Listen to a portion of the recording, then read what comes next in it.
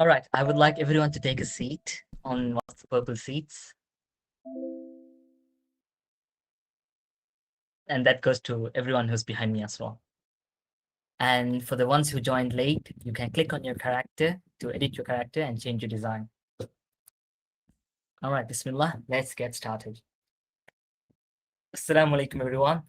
I hope everyone is doing great and welcome to the Fullstack Web Bootcamp. So I would like everyone to be welcomed for the people who are watching this through the stream, as well as the people who joined us through the Gather experience. Okay. So for the people with Gather who joined us through the Gather experience, I would like to give you guys some quick guidelines so you know exactly how to respond when you are asked something. Okay. So for the quick navigations, to the left, you can see you have the main sidebar. And in the sidebar, you need to look at two icons mainly. One is the office icon, and the other is the big blue icon which says meeting. If you click on this meeting icon, it will take you to the meeting view where you can look at someone's screen share. So when I'm screen sharing and explaining the content, you'll be able to see. As well as you'll be able to write messages in this specific area. Over here, it says message auditorium. You can write any messages that you have, whether it be doubts or anything else. All right. Perfect. Okay. I quickly want to test something out. There is something called reactions over here. And to enable reactions, you just need to press a number. So everyone over here, if you guys could press number 4. Spam number 4. Okay. Thank you. Thank you. Thank you. Thank you. All right. Amazing. So if you guys have any problems, for example, let's say when following the code, just spam number 8, which is the fire emoji. And I know your code is gone wrong. Okay. And someone will come and help you out. Okay. Perfect. And to the people who are watching this through the stream, I just want to let you know if you guys have any doubts, there are people in the group chat. Just message in the WhatsApp group chat and someone will respond to you. And hopefully, we'll be able to solve any problems that you have in the code. Okay. So before we get started, for the people who are in the Gather experience, let me ask you guys some quick questions. Okay. Just respond to the question through the chat. Okay. So it's going to be a question. Just write the answer in the chat. All right. But you need to be in the office view because the question is based on what you see. Okay. If you guys are ready, react with number 4. Okay. Okay. Okay. All right. Quick question. In this room, how many plants are there? Write it in the chat.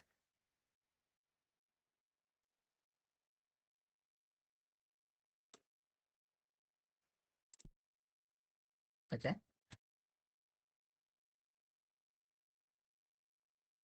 Okay. I want to see everyone typing. There could be a correct answer, there could be a wrong answer. How many plants? Okay, someone said 6.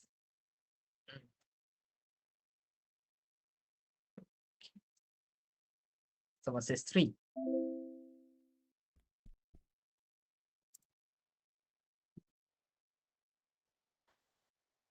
Anyone else? Any different answers? Okay, someone says 2. Okay. Specifically in this room, there are there's 2 plants to the top. There is 2 plants exactly in the bottom, and then there's 2 plants exactly in the middle, the sakura trees. So there's exactly 6 plants in this room. Okay, next question. Are you guys ready? Spam 4. Okay. How many purple ducks are in this room?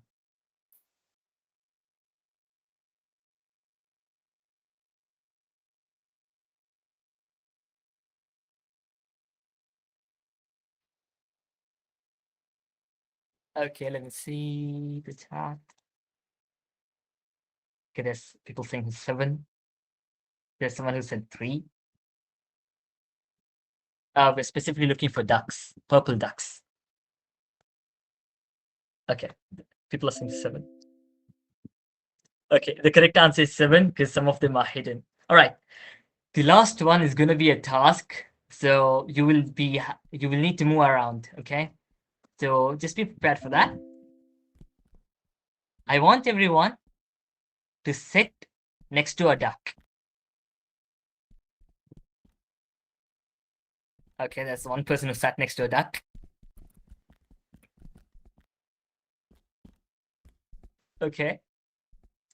All right, there's only 3 ducks with seats. So Lamis sat, Naseem sat, Ali sat, Juresh sat, and Omar has sat. I mean, he has taken the seat, unfortunately. All right. Okay, guys, that's basically it for the gather thing. Let's get started with the boot camp. Let me quickly screen share. Device full entire screen. Okay. Oops. Give me a second.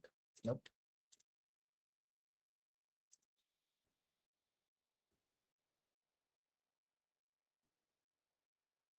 Thank you.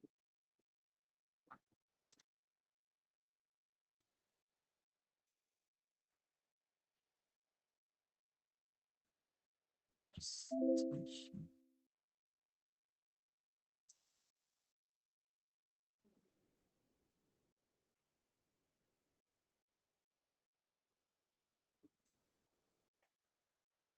Oh, optimize video sharing, share the audio. All right. So you guys can see. Let me close this. Okay.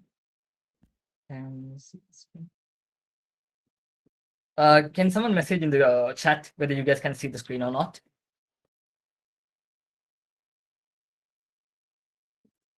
One second. Let me put you guys to the other side. Oh.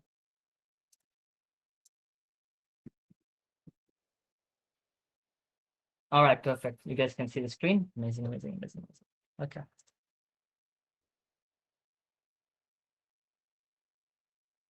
All right. Let's get started with the bootcamp. So let's get started. Okay.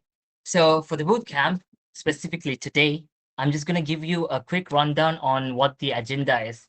Since the bootcamp is going to be specifically for 3 days, what's going to happen is on day 1, we are going to be talking about front-end development. Day 2 is going to be about back-end development. And finally, on day 3, we will be integrating and doing a huge challenge. And specifically, I want to mention that there was a lot of questions on this. Everyone who participates on all 3 days will be able to join the challenge as well as get the certificate, whether it be you guys are in the stream or you guys are in the gather. It doesn't matter. As long as you attend the 3 days, you will get the specific visit PowerPoint screen. Just the slides. Oh, okay, give us. That's the issue with PowerPoint. Done.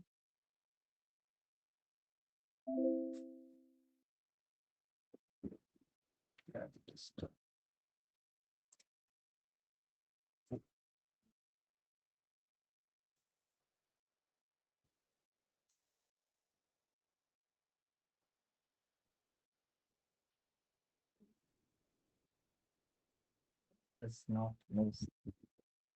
Give me a second, guys. Okay.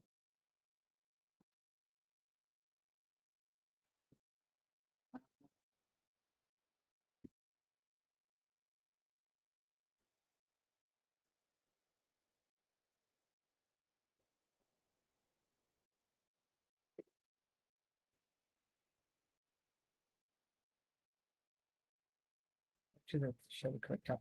Yeah, I think I am sharing the PowerPoint thing, but the thing is, it does not let me change the view. And screen. Okay, it's fine. I'm just gonna screen share and then like put this. Hold on. I'm just gonna change it to one screen out.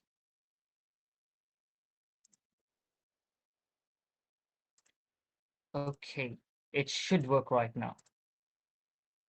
Okay, Can someone say it in the message whether you guys can see the screen?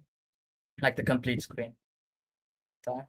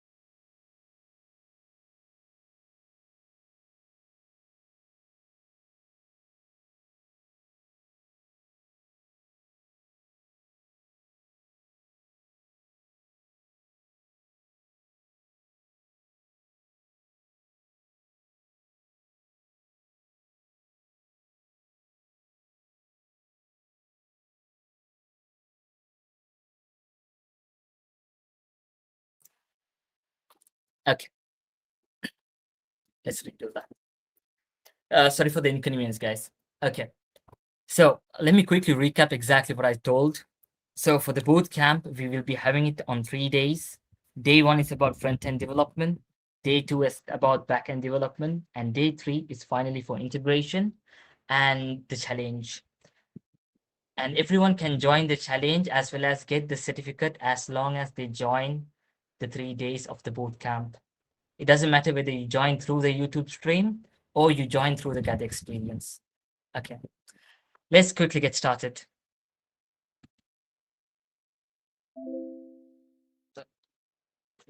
So,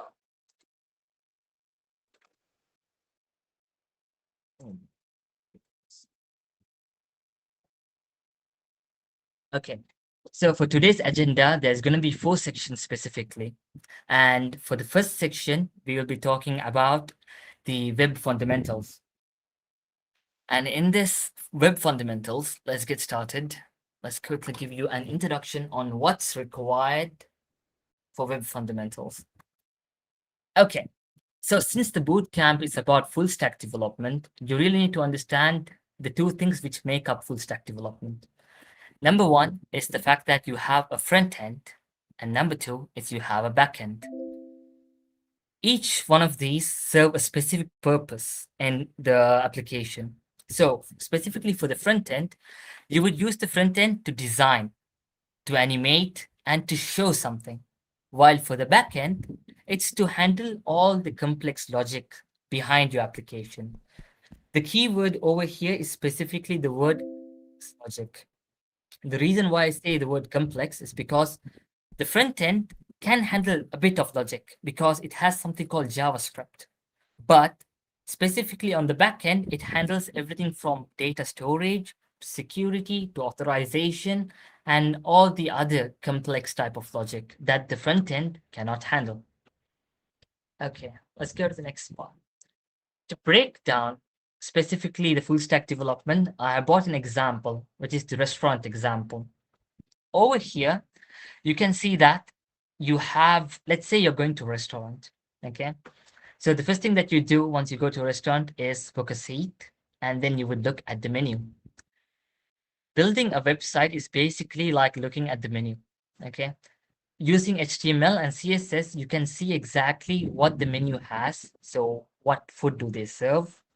They have a layout and structure which shows exactly the price, the item, as well as the different categories of food that they serve.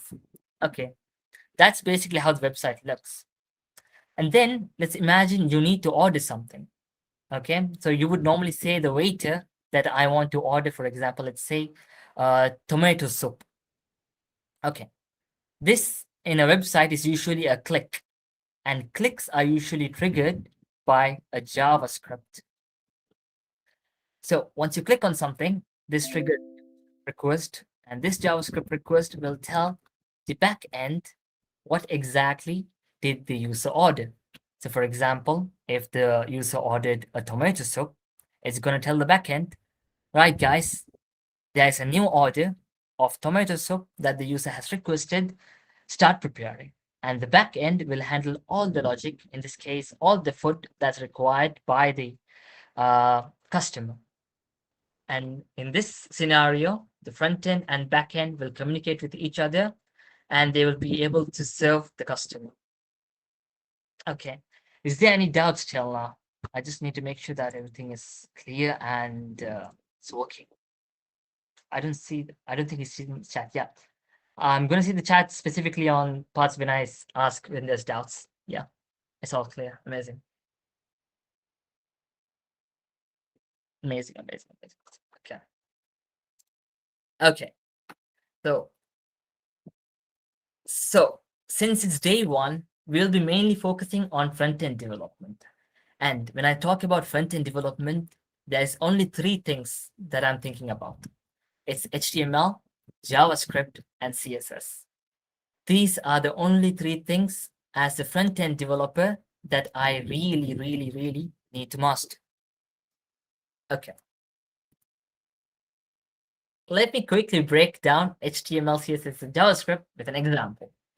So, example is my character over here. Okay.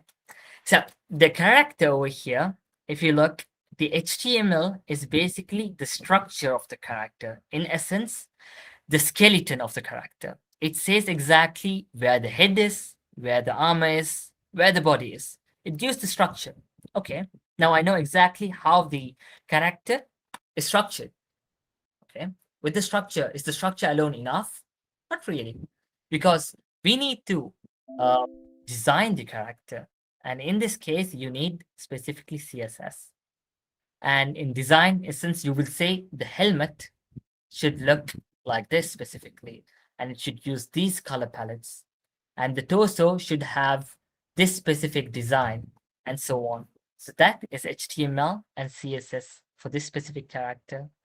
So where exactly does JavaScript come in? In this scenario, JavaScript is the logic of the character. So since the character in the gather specifically has to move with WASD, the movement logic is controlled by JavaScript.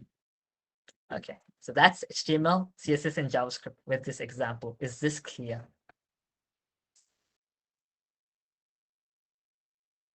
If it's clear, just put a thumbs up or just say clear on the chat. Either one is fine. Okay, perfect. Amazing. Okay. All right. So this is an example with the character, but usually when you're looking at websites, you have them on the web. You're going to visit a website and you're going to look at it. So let's get a real world example of a website. So let's look at the Apple website. Once you look at the Apple website, you have things that you need to focus on. Okay. So this website, specifically this homepage, can be broken down into multiple sections. And specifically in this case, it can be broken down into two sections. One is the nav bar on the top, and the other one is the home, which has the content. Okay. The reason why I'm mentioning this is when it comes to building any website, the most important skill that you need to have is the ability to draw boxes. Yeah, it's basically literally just drawing boxes on the website. So you keep drawing boxes till you are able to make and break all the sections within the website. So let me show you an example. Over here, we already have drawn a box on the nav bar. Let's break it down a bit further. Let's zoom into the nav bar. Okay. Once you zoom into the nav bar and try to draw more boxes on it, you can see that the nav bar has a logo, it has a lot of page links, it has the search icon and a basket. Okay, Can I zoom in further? Yeah, sure. Because look, over here, the page links are definitely a full component at the moment. So you can zoom in further and break it down. Okay. So that breaks down the nav bar specifically. Okay, I have a question to all of you. Specifically for the home section, what do you think are the most important sections or the parts which makes up the home? Okay, the title,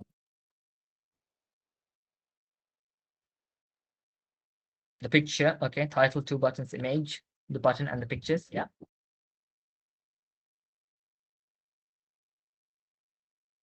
The description images, yes. Anything else? The buttons. Okay, perfect. Exactly.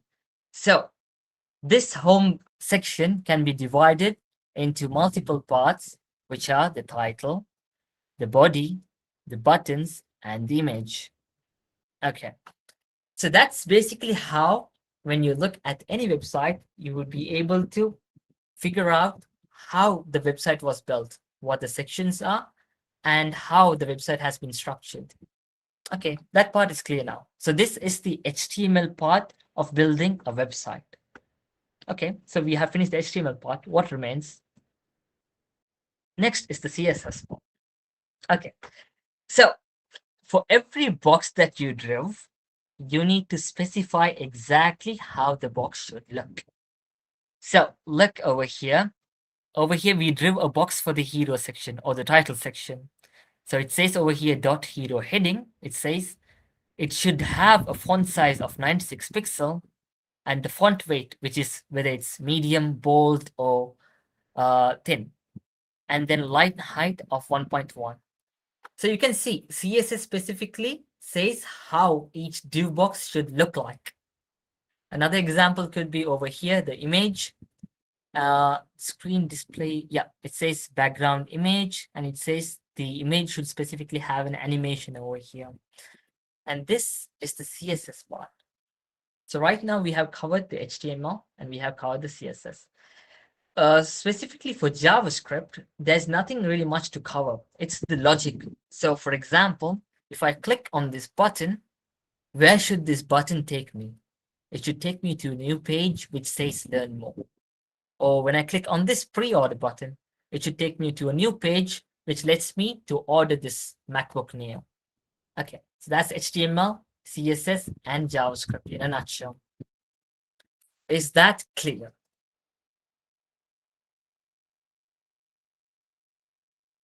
Okay. I think yeah. JavaScript in front end means interactive actions. Yes, it usually means it's the logic behind when you click something. Okay. All right. I think there's no more questions, so I will continue. Perfect. Okay. So right now, when you look at the CSS styling, it looks like there's a lot of text.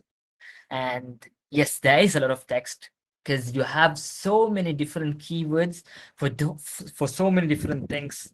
So just only for the font, you have font size, font weight, line height. And then you have color, you have width, you have border. You have so many different CSS styles. Can you remember all of them? Not really. You would most probably forget almost 50 to 60% of the CSS styling. But what you need to remember are the top 5 CSS essentials so that you can basically make most of the style. And for the ones that you forget, you would be able to Google search them and figure them out. So let me quickly give you a guideline to the basic essential CSS that you're supposed to remember. Okay. So number 1, you have the paint, the color and the background color. So imagine you made a div box. This is the div box that you made. And then you wrote the text, the Reaper. Okay. This div box, I want to make sure the color of the div box is purple. So I would specifically say background color and I would say purple. And as for the text, I know it's not intuitive, but you don't mention text color. When you want to change the color of text, you say color and you say white. Okay. That's basically on how you would manage a div box, specifically changing the color and the color of the font. Next, you have the space, which is the margin and padding. So let's say you have the content box, okay? The content box is basically the not only this part, not this whole thing, this orange thing. So you have two things. One is the padding and the other one is the margin. Padding is when you have extra space inside the box. So you see, if the content box is the whole orange thing, the inner gap between the content and the external border is the padding. And the margin is basically the outer gap between the content and the items outside. Lastly, you have dimension, the height and the width.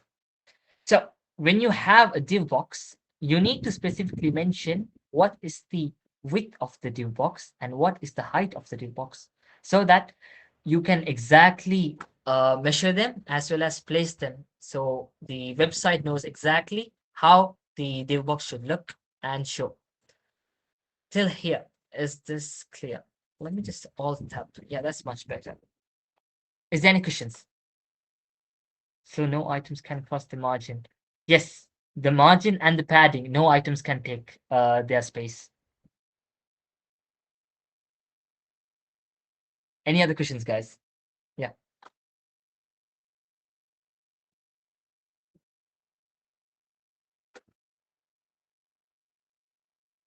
Why do we need to specify the padding? Okay. If you don't specify the padding, what happens is, for example, let's say you wrote, let me just do a screenshot. You wrote some text, okay? Let's say you wrote hello world. When you write the text like this, okay, let me just draw it here. Without padding, it's going to look like this. It's going to be surrounding the text and it's basically wrapping the text around. But when you add padding, it's going to look something like this. It's going to be more spacious and it's going to be more visible. Just like this. That's the difference. What do you mean specific padding? The text won't be pressed. Exactly. So that the text won't be pressed and there is space to breathe for the text. Div box is just a container for one item. Yes, div box, it could be a container for one item or it could be a container for many items. So you can have one div box with 5 items inside, if you so wish. And usually that's the case.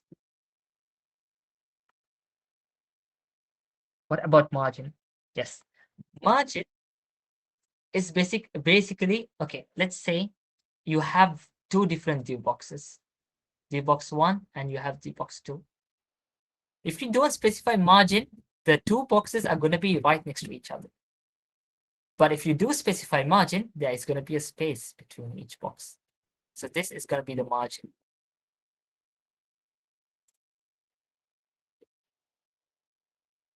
Yes. Okay. I think there's no more questions. If everyone is okay with it, just react with number 4.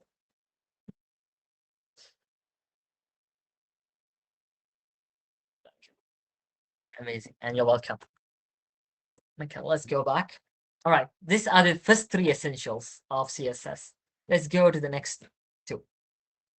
The next 2 is the layout, which is the display, and the typography. Let's go one by one. So for the 4th one, you have the layout, which is display. Okay. So when you make a div box, you need to ensure that the elements within the div box. So let me just quickly draw. Let's say this is the main div box that you drew. You need to make sure that the element within the div box follows a certain pattern. In essence, is it going to go horizontally? Is it going to go vertically? Depending on what you need. So for the navbar specifically, you had elements placed horizontally. So how do I specify to the div box, these whatever elements that I put inside you needs to be horizontal? And for that, you need to specifically say display flex. You need to write this. And you would need to write flex direction row. so that you know it's a row. It's like this. And if you want it to be a column, you would say flex direction and column this way. And there's a reason why I'm pointing the arrow in a specific way. It's if I say flex direction column, it goes from up to down. But if I say flex direction reverse column, it goes from bottom to top. Hopefully that's clear. Okay. And the next part, it's pretty simple. If you have a font, you can specify the size of the font using font size, and then you would specify the number of pixels of the font. Usually, the size of the font in a website is 16 pixel. And for headings, you have 32 pixel. And if you mention font family, you can select the type of font that you want. So you can write the name of the font over here, and it should specifically take this font and give you this design of the font. Okay, hopefully, is that clear? 4 and 5.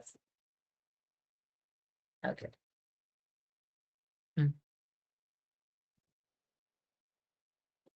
Perfect, perfect. I think there's one person who has a question. Let's wait. Justify content. Okay. Justify content basically makes sure that, for example, if you have, okay, it's basically alignment. If you have a div box, justify content center basically says that whatever goes inside you needs to be center aligned. That's justify content center. If you say justify content left, it'll align it left and right, depending on what you type.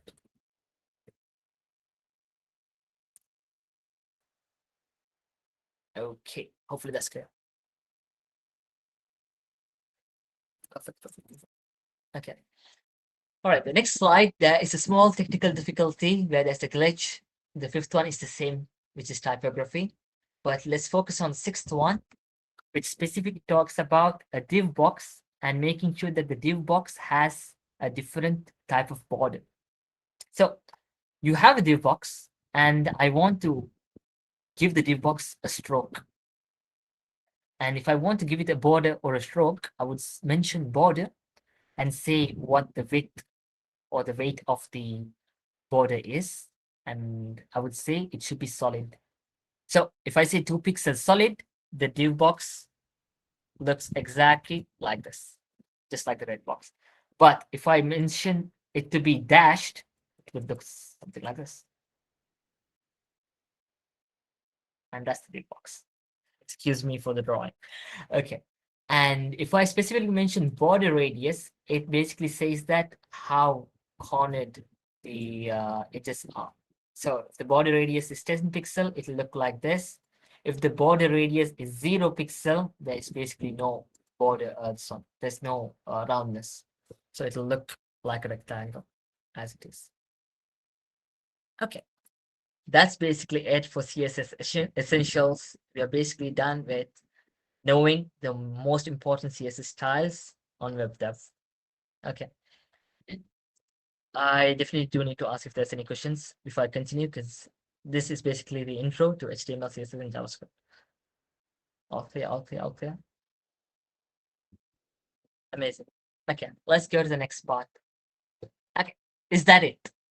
Is this all that you need for front-end web development? Yes, that's it. This is all what you need. You just need to know the fundamentals, which is HTML, CSS, and JavaScript, and you are good to go.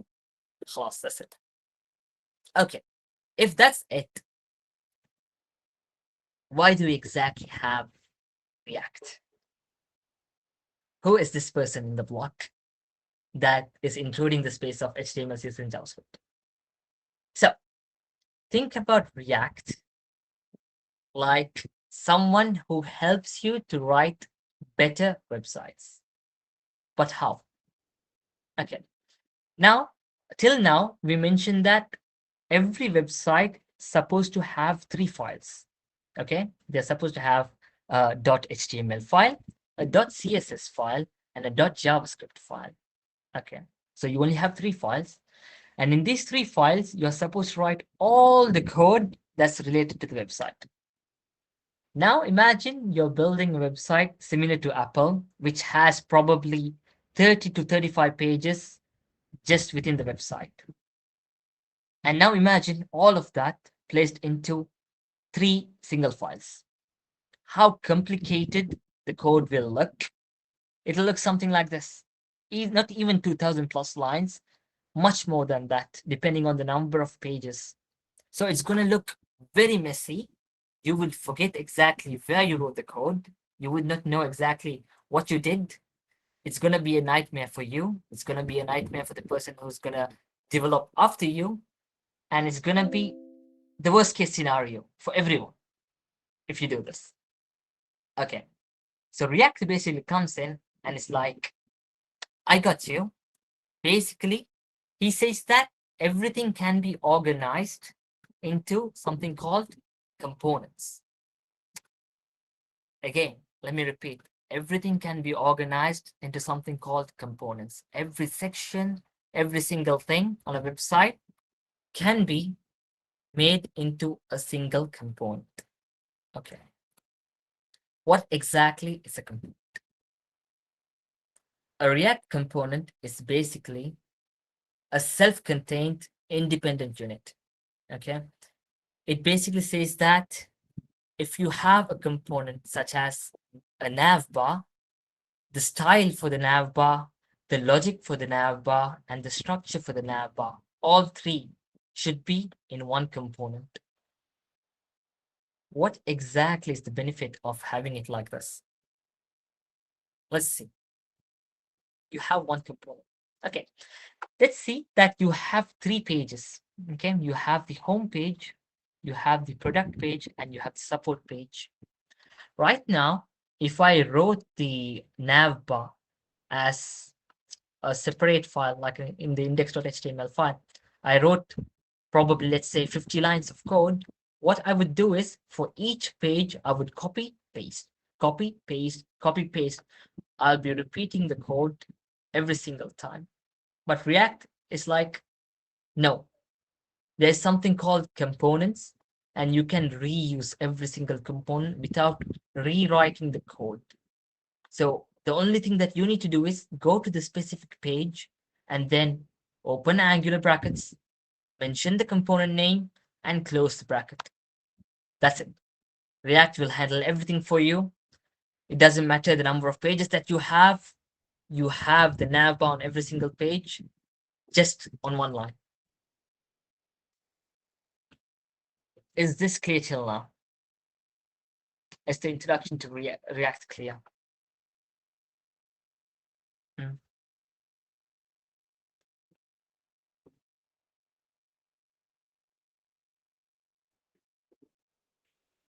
How will it be connected to the 3 files? Okay, so that's a good question. How will it be connected to 3 files? React specifically has one specific file called the app.tsx. I can show it to you over here. It has something called app.tsx or app.tsx. So this is the main file, and in this main file, you would write every single thing. For example, let's say you have the nav bar, you have, let's say, the home. You would just write it over here. You would write open nav bar and then open home. And that's basically like React will be able to figure it out and render it properly. Does that answer your question? How do you connect to 3 files?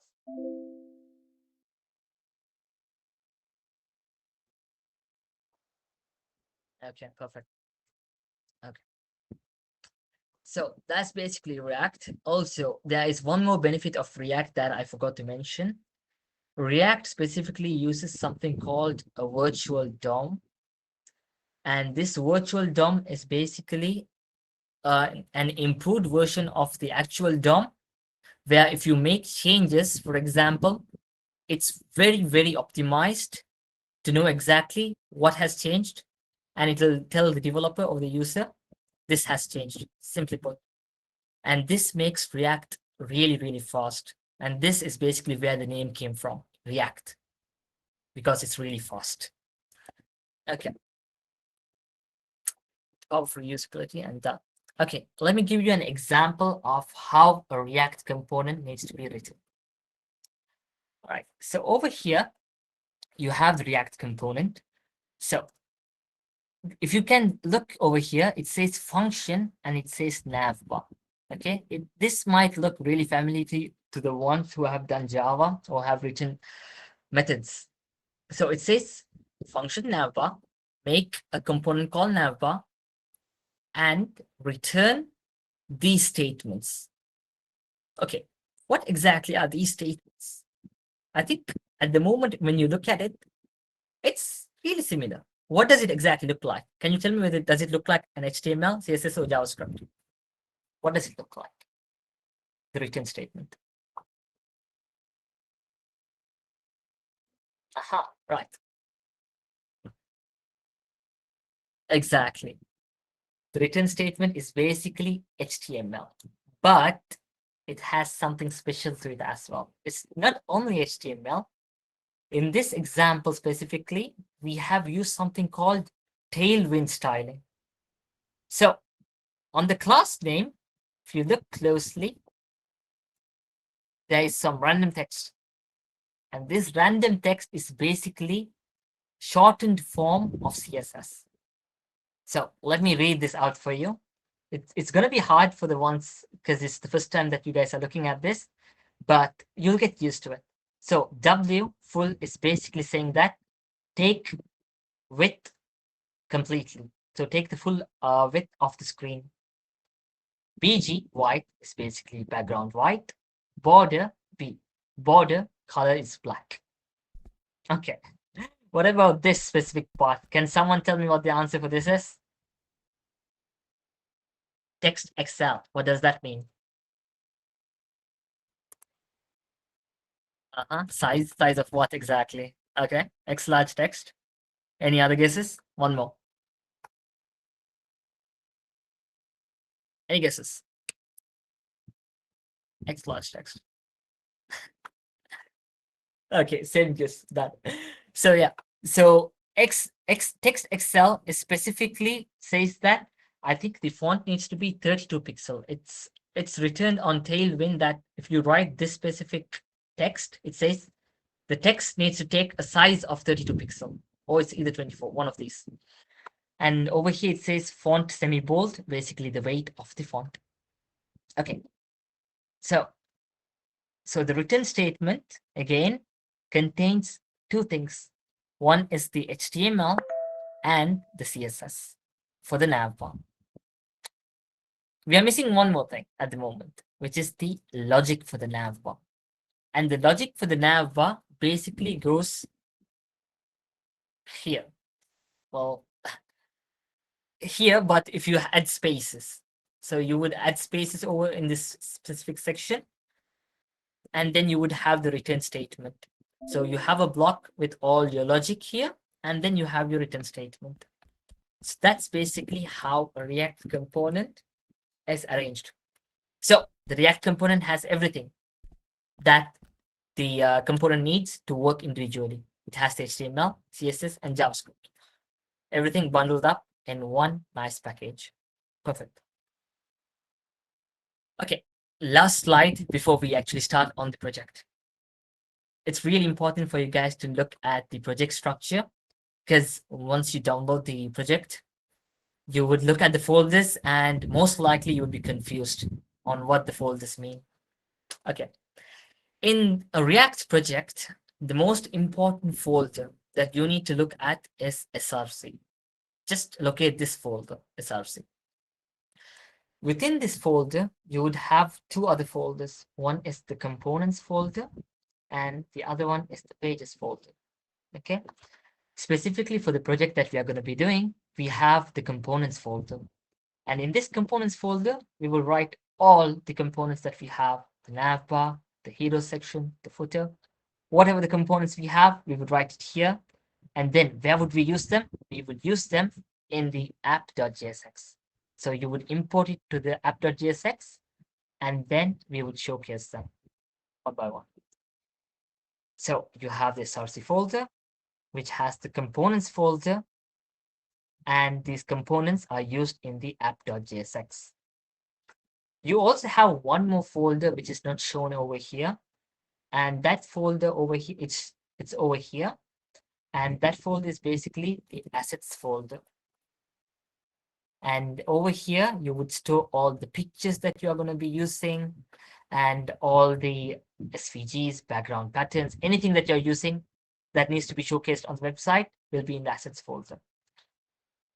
And that's basically it. Quite it. All right. Any questions before we start coding? Is the structure clear? Is the yep, all clear. Okay. Mm. What about the app and the index? Yes, the app is basically where you have all the components. So you would import all the components and display it in the app. That's the main component that gets rendered in the website. Index is basically, it's index.css. It's common stylings that's going to be used all throughout your app. So it has some special, let's say, stylings that you can predefine so that you can easily use them in the class name when you write a component. Okay. If everyone is ready, let me go back to the office since it's been a while. I would like everyone to spam 4 if you're all good with everything that has been explained till now. Okay, okay.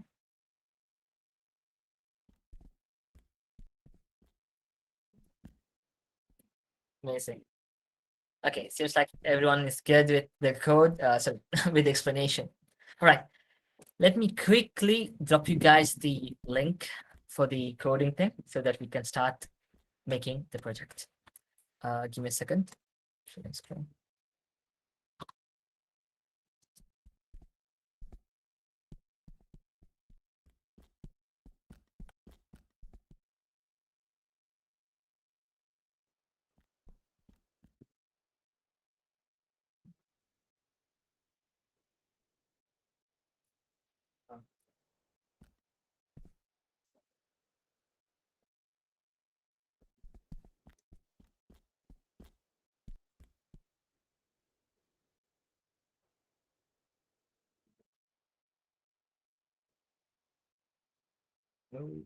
Okay,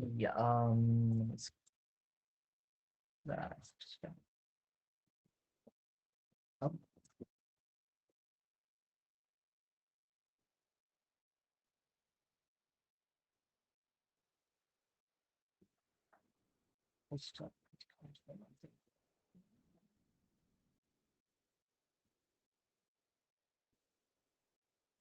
Okay, I hope everyone has their WhatsApp open since I'll be sharing the specific repo link on the WhatsApp. Yeah, should have that open. Fullstack. Yes. Fullstack. Fullstack. Okay.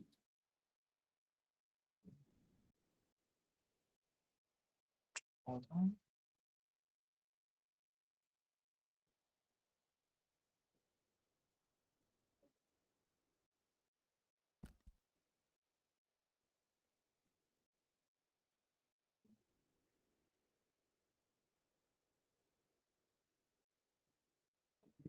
Belong Fullstack.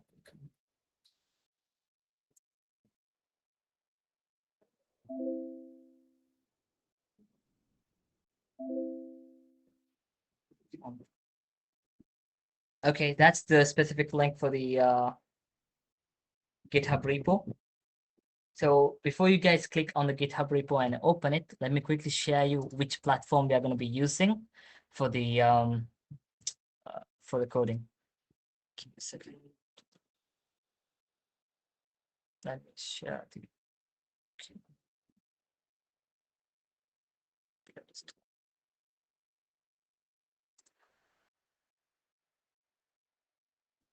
Okay, so what I want you guys to do is go to Google and search in specifically code spaces. Click on the first link. And if you guys have already signed in, that's amazing because then you don't really need to do much. You just need to click on the button which says get started for free, and you're basically good to go. Okay, so I want everyone to be in this specific page. Open up a Git code, yeah, this code space. So make sure to have the repo open on one tab and the code space open on the other tab. These two.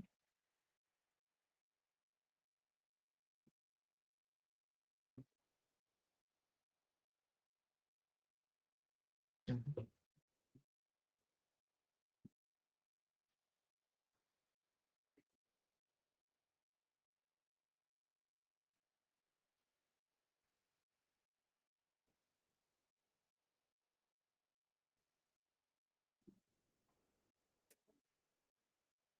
I'll give you guys like 2 to 3 minutes just to set this up, and then I'll come back to you guys.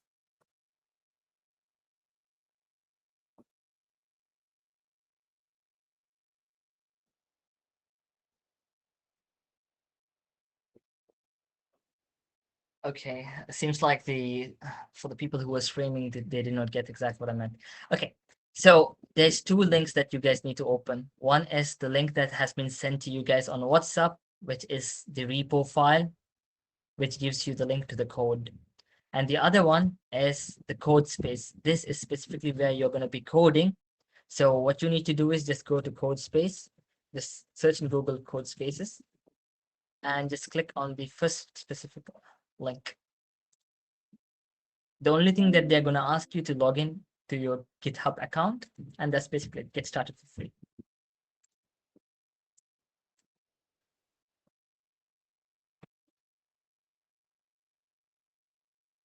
So we need to have two pages open. One is this, the repo file, and the code space file.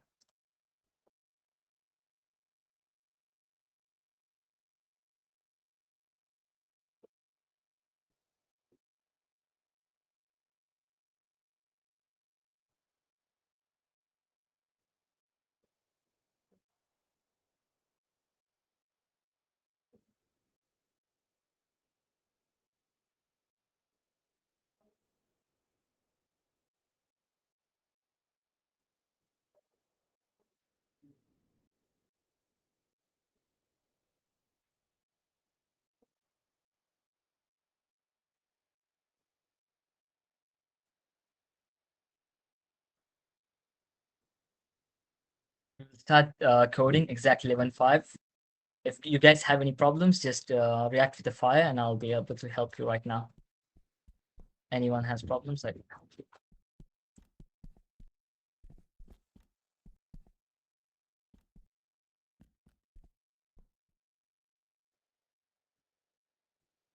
Okay, that's thumbs up. One person is done. I should, yes.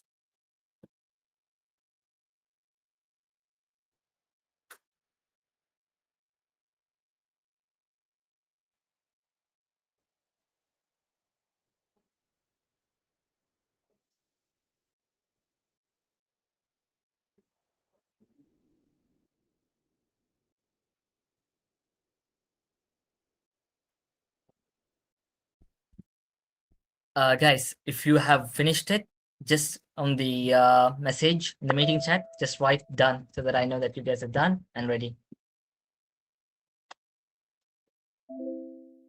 Okay. Four is five.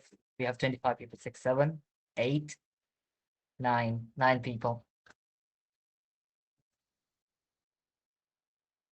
10, 11. We have 3 more to go.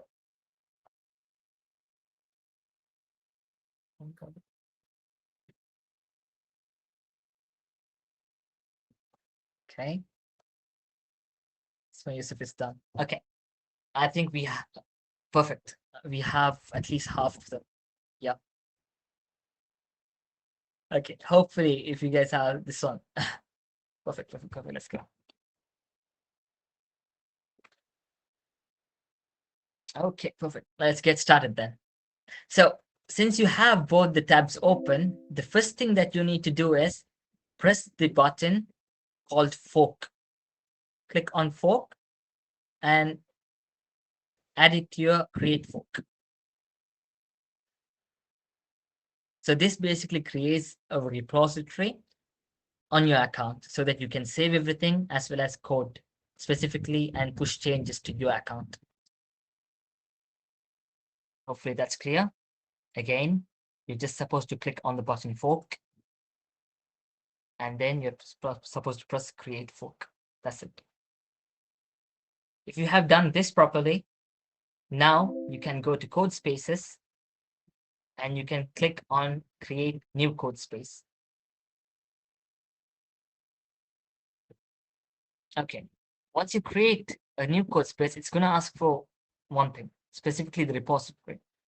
Select the repository and click on the repository that you forked. It's going to be Fullstack Bootcamp, specifically this. So click on that, and that's it. It's going to be like everything is great, and create code space. That's it.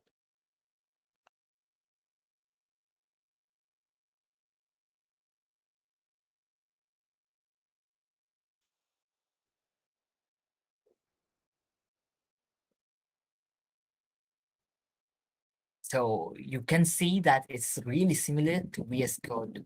It's the same thing, basically, but just a cloud version of VS Code so that everyone can participate without having to face environment issues, specifically installing the specific packages and other problems.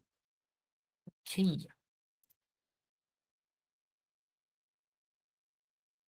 If everyone has made it to this part, just give me a thumbs up in this one. Just attendance link sent. Not yet, at the end. Okay. Perfect, perfect.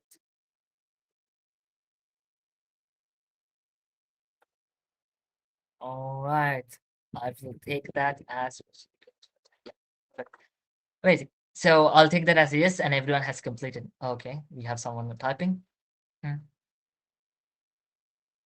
you give us 5 minutes as a break, or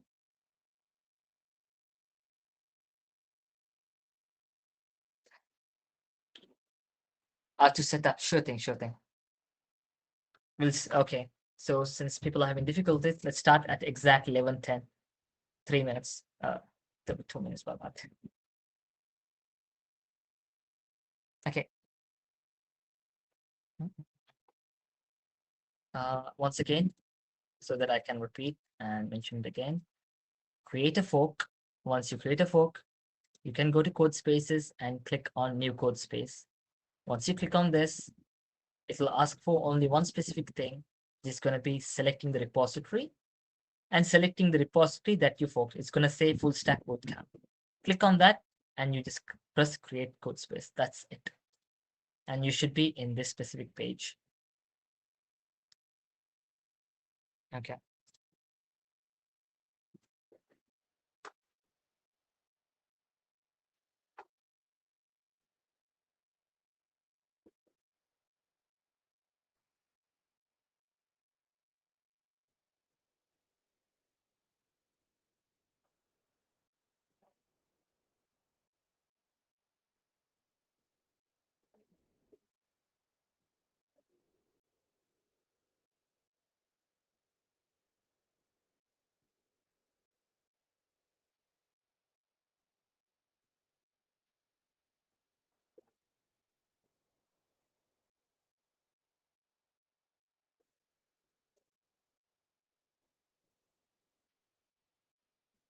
So the right side.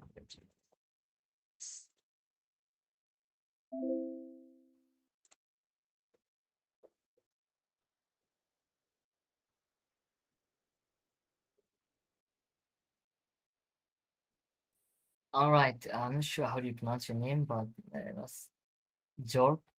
Okay, let me call you Joe. Jay. Have you finished setting it up? Joe. Perfect, perfect. Okay, let's continue with this. Okay, if once you have set this up, there is a command that you need to run on the terminal. Basically, a command so that you can go into this folder. Okay, so in the terminal, write cd and write full stack bootcamp. Just like this. Just make sure that you are inside this folder. Okay. Once you're in this folder, you have run the first command. You need to run the second command, which says npm install.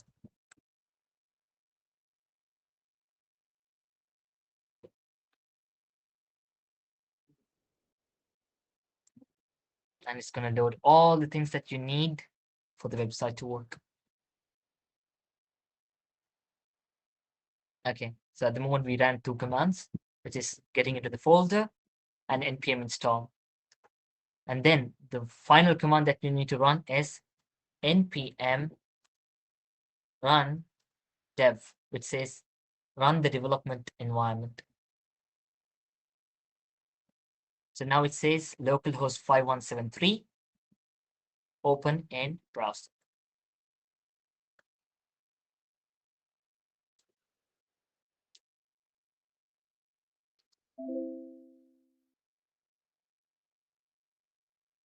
So this basically shows your web application. So you code in this workspace while you look at the changes on this workspace. So you just have to look only through these two tabs. At this point, you can definitely close these two tabs. You don't really need them. You only need to have these two open. So I'm gonna close them. Okay. So step one, the most important thing that you need to know is the structure once more. Like I already mentioned, the most important folder that you need to look at is the src folder. Click on the src folder, you have two things. One is the assets, and then you have the components. So you have multiple components specifically in this project. So you have the header, input, two more components, which is particle background, task model, task card. A lot of components, but I'll quickly explain to you where these components came from once I show you the project. Okay, so for today's project, we will be building this as a website, which is going to be a Ramadan community board where, for example, a user can come, he can type that we have a new task for the community. For example, let's say preparing iftar, and you can write just that here: prepare iftar for 20 people, difficulty 4. And on when? March 6th. You press that and you press enter. What the application is going to do is it's going to read this, figure out what the user meant, and then it's going to create a card. Simple as that. And you must be familiar with this logo. It basically means AI. So whatever that you type over here is going to be sent back to an AI to figure out what the user meant, and then comes back to the front end and displays on this specific page. Okay. Right now, I have a few questions to you guys. In this specific picture, what are the main components that you can see? Components.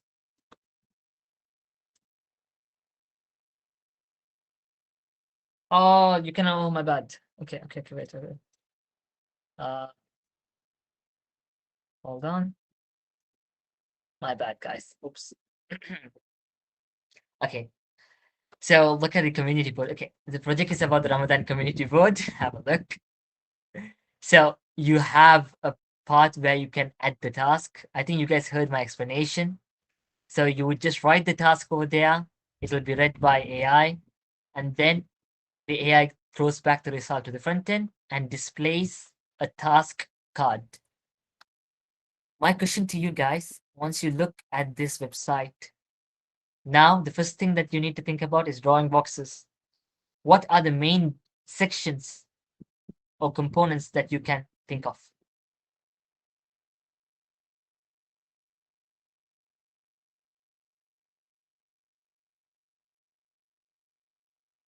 Header, navbar, the task card.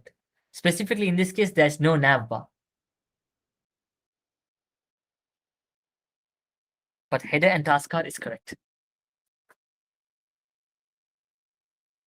Okay, someone said profile.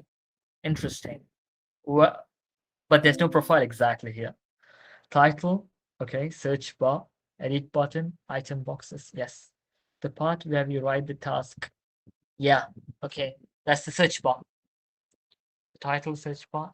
Yes, even the background is also a component. Yes.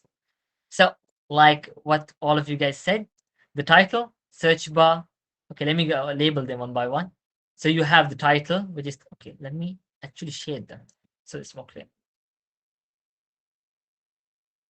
So you have the first part, which is the Ramadan Community Board, which is the header, and then you have the next part, which is the input bar or the search bar, and then you have an edit icon, and then you have the task card. So you have specifically 4 components plus one more, which is the background. Is that clear? All good? Perfect, perfect. Okay. So that's basically the structure of the project. And if you go back to the, let me screen share them. Okay.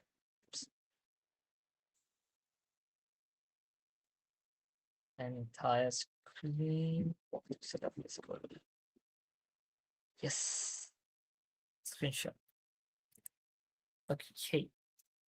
So now that we are in this the terminal, so over here you can see the structure. I have already basically written the names of the components. So like we mentioned, we have the header, we have the input. So this input bar basically has the search bar plus the edit icon because it's one row. And then you have header, input, and you have finally the task card. So these are the 3 main components that we have. We have 2 more. I will discuss with you this a bit later, but you can definitely ignore them for now. And then finally, you have the main component, which is the app.tsx. Okay. So you have the app.tsx over here. So as you remember, app.tsx uses all the components to build the application. So let me quickly see if there's anything there. Okay, perfect. So let's get started. I'm quickly going to mention that we have steps all over the place that to make sure that you guys don't fall behind, as well as you also have a special file, which I'll tell you guys a bit later. But for now, let's start with step 2. So the first thing that we want to do is we want to build the background. Right now, if you look, it's just a plain blue background and that's it. So let's build the background. And the background basically is the, let me quickly take a screenshot. Okay, 1 second. Yeah, the background. I'm gonna send the screenshot in the chat so that everyone can look at it. Hold on. Okay, that's the reference picture so that everyone can look at it. So the background is basically 3 things. One is the golden border around the whole application, the blue color with the patterns on the background, and the lanterns. That's it. So the lantern and the background pattern and the golden border. These 3 things. Okay. So we need to import them as well as write the div boxes for them so that it works. Let's quickly do that. Okay, step 2. Let's do this. So before we finish this, I forgot to mention that we also have one more important file, which is called the index.css. This file basically has some extra styling on top of Tailwind CSS. It basically has some predefined colors that I have mentioned for the project. So these are variables. If I write this text as it is, it tells React that I'm talking about this specific color. So it's much easier to write the text compared to the code because you can't remember the code half the time. You also have a few more extra code for animations and how things should look. Other than that, only this is important. We have something called a font family, which it's called Accent. So if I write this specific text, React will understand that I'm talking about this specific font and it will apply the style. Okay, that's the index.css. Is there any questions on the index.css or what it does? Anything? Okay, there's thumbs up, thumbs up.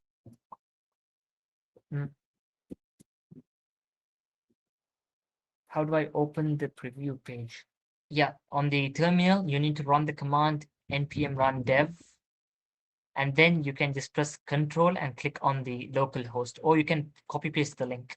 So for example, let's say you have the link, this thing, control C, and just paste it here.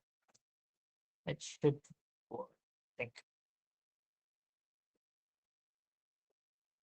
Or not. Okay, you just need to press control, hold control in your keyboard, and press the link. That's it. It should work. Okay, any questions? Could not read package.json, no such file directly. Yeah, the thing is, you have not done this.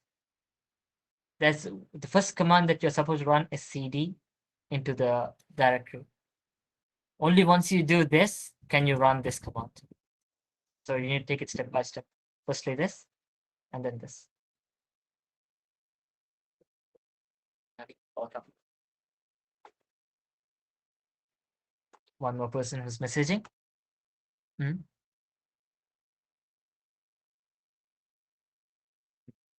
All right, I guess that's no message. Okay, let's continue with this one. Okay, so the first thing that we need to do is make the background, right? And the background is basically made in the app, because I'm just going to tell the app we are going to have a golden border, we are going to have two lanterns to the left and right, and just a background pattern. So in the app, I need to tell this one. I need to tell the app where do I get the assets from. Okay, so I'm just going to write this statement. So I want you guys to be coding along with me. So let's go one by one.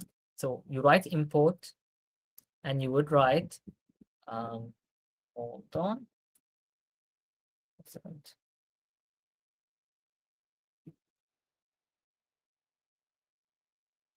Okay. Yeah. So you would write import, and then give your asset a name, any name that you want. But usually, let's follow good practice. Since it's going to be background pattern, I'm going to write background pattern, because that's going to be the name that I'm going to use. I'm just going to write background pattern like this. Okay. You can write it however you want, but just remember the name that you write is the name that you're supposed to use. So where am I going to get this asset from? I'm going to get it from the assets folder over here. /assets/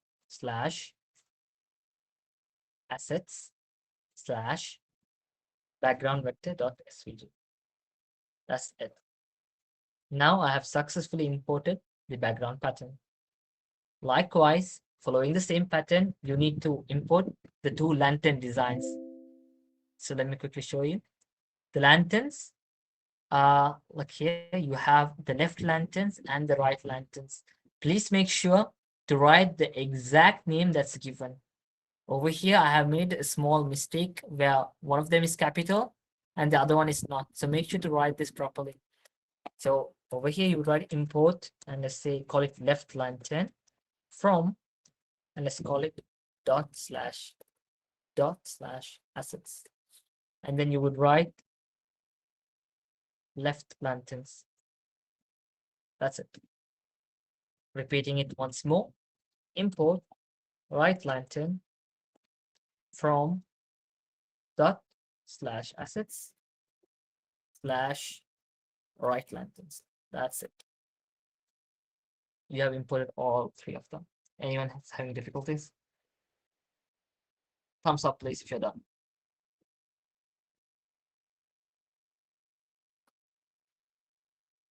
Okay.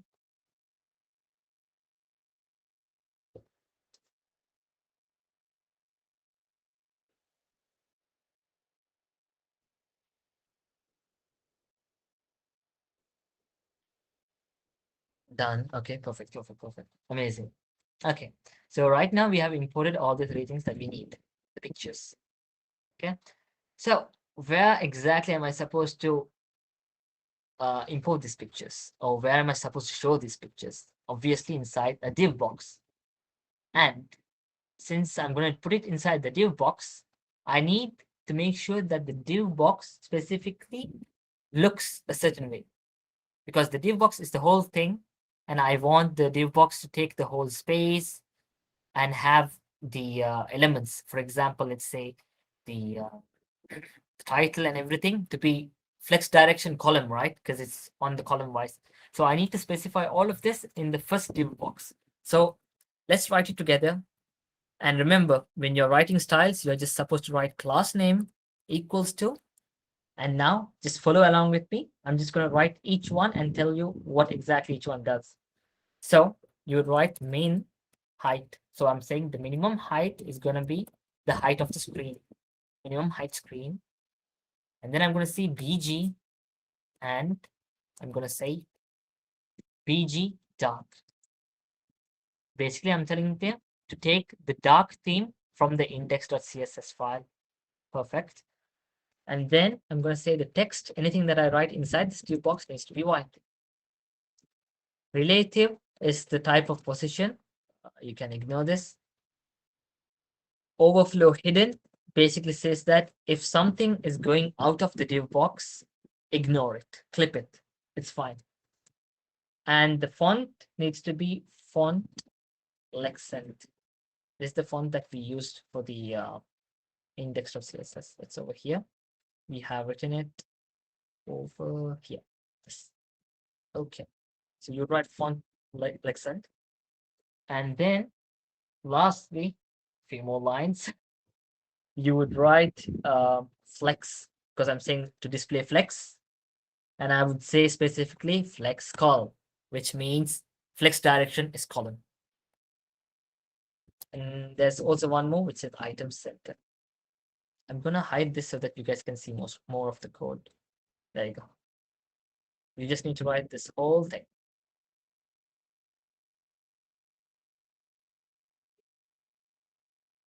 So you guys are done. Type done on the chat. Done. At least 4 people, and then we can continue. Okay, take your time. 2.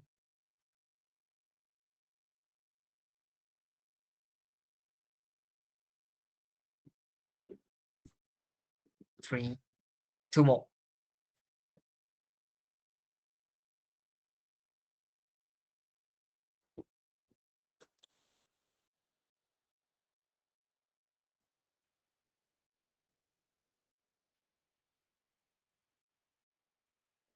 One more.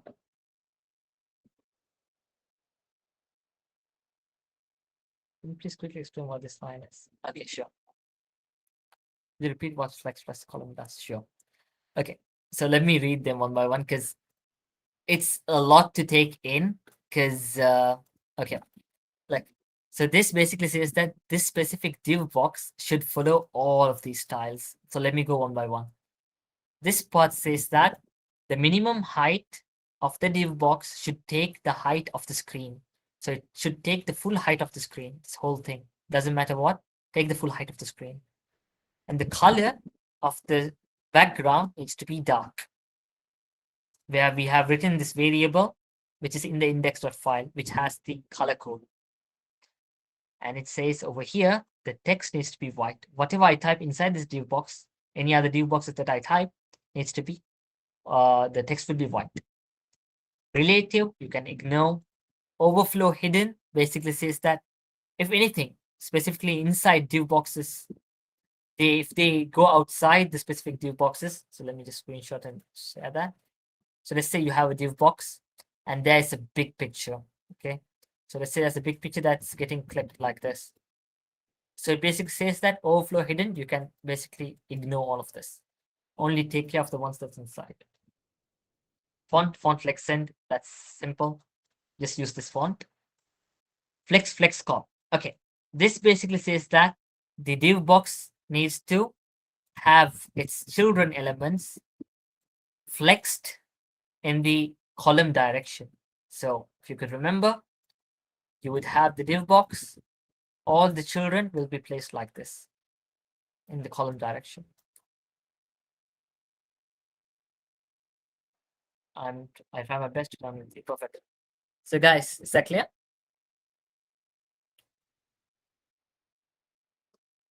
Thank you, Jessica. Okay. So that's one specific div box. All right. So there is also additional styling that's not given over here that we also need to write down. So right now, let me just quickly look at how the song looks. Okay, nothing has changed at the moment. That's because we still have two additional styles to write.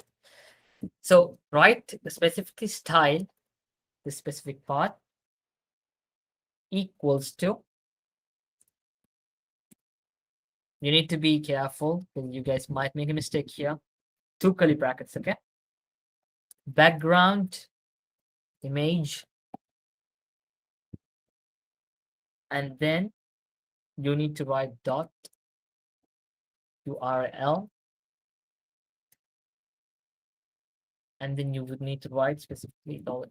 Okay, this is going to be a lot of specific writing, but let me quickly write it for you. Background curly brackets, background pattern, and then close the curly brackets and backtick. There's a specific symbol that I'm using over here, if you can see, just before the URL. It's the symbol next to the number one. It's the symbol to the left of number one. So if you press that, it's called the backtick. And that's it. So you write this. Right now, it says background pattern, and that's it. It should load the background pattern over here.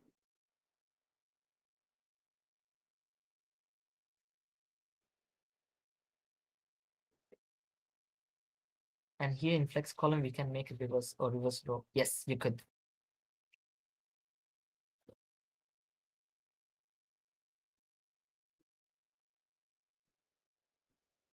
It's really important to look at the syntax. I'm gonna send this in the chat if people can't really type this in.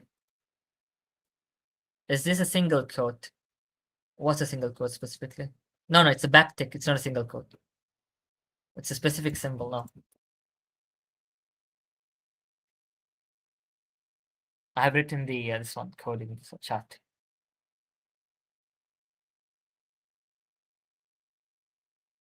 Done. Okay, perfect. So guys, if you couldn't write it down, just copy paste the code and paste it over there, and it should work. All right. So now that we have finished the first div box, okay.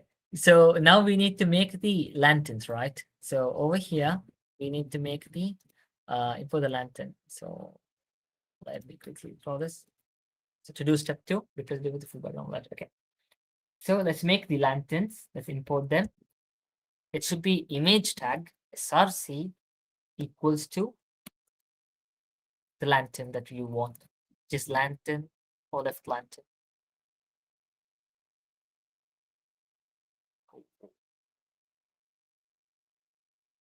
Okay. Just continue with this one because it's not closed. And left lantern. And then you're supposed to write how the lantern is supposed to look like. Simple. Just like before, you would write it in a class name. So in the class name, you would write position absolute, which is like this. And then you would write top 0, left 0. And then this basically says that the position you're supposed to look at is like this. So let me quickly give you, whenever you write the word absolute, it basically says ignore everything and then look at universal positioning. So this specific spot is 0, 0, or top, or you can say it's top 0, left 0. And this specific spot over here is top 0, right 0. And obviously over here, it must be obvious, it's bottom 0.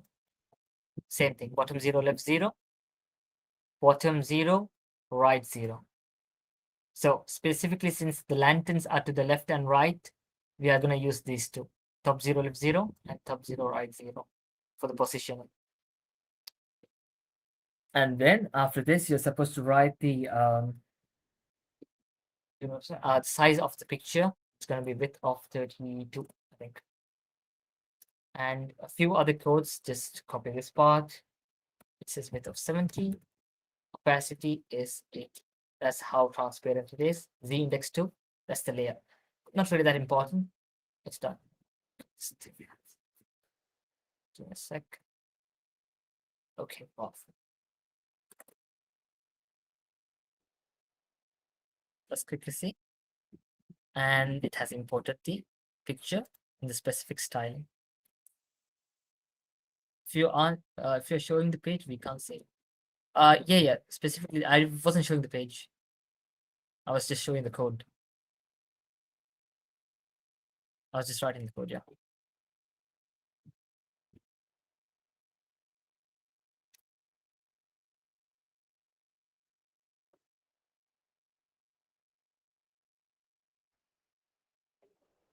I was showing the process for that code.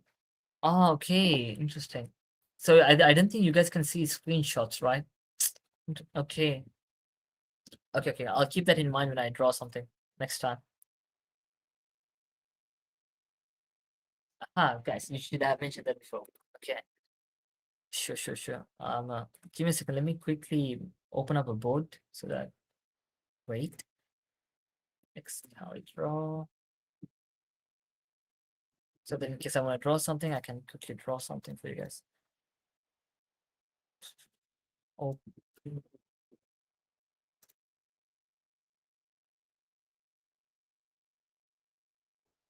Okay, let me screenshot this.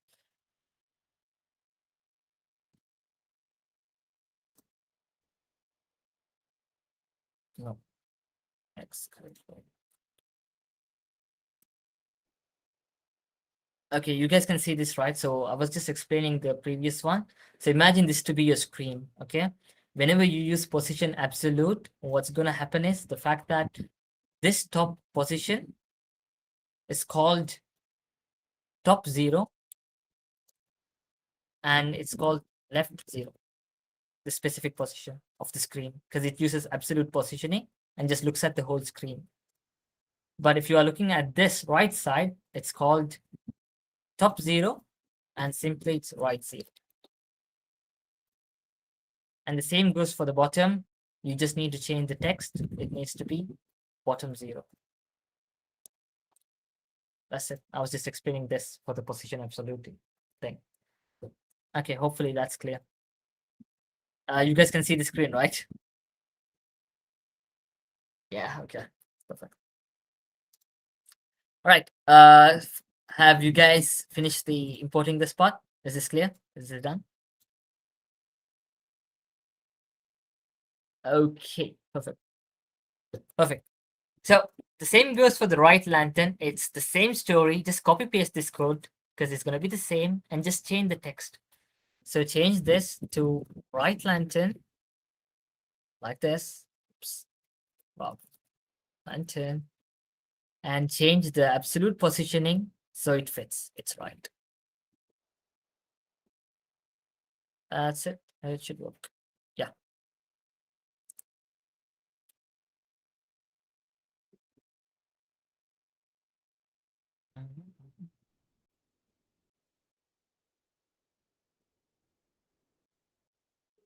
Okay. If you guys have finished this, just give me a thumbs up and we can continue. Okay. Thumbs up. Okay, perfect. Let's go. All right. So now we have imported both the pictures. The last thing that we need to do for the background is making the golden border. Okay. And to make the golden border, I'm not going to be writing because we don't really have much time, to be honest. So I'm just going to give you the code and then I'll explain to you what the code actually does. So for specifically the golden border, the code looks something like this. Let me show it to you. It looks something like this. Okay. So let me quickly explain to you what the code does. It basically says take the width of 95 viewport or vertical, sorry, viewport width and 90 vertical height. So don't take the whole thing, only take 90% and here 95%. And says give it a border of 3 pixels. Okay, these are the main thing that you're supposed to look at. And the color of the border. As long as you understand this part, you're good to go. The width is 95, height is 90, border is 3 pixels, and the border color is text gray. Simple as that. Once you click this, it should give you a beautiful border that works. Let me give you guys the code. Oops. There you go.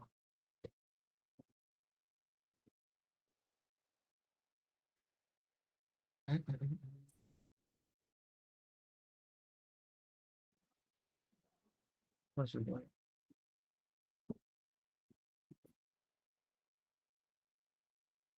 Okay, if you guys are done, give me a thumbs up. Let's continue.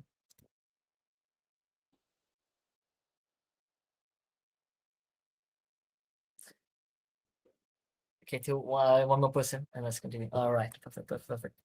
Okay, so now we have basically finished the background part of the app.tsx. Okay, done. So the next part is we have finished step 2. We are now on step 3. And step 3 basically says that we are going to make the import header. Let me actually bring the reference picture to the, hold on.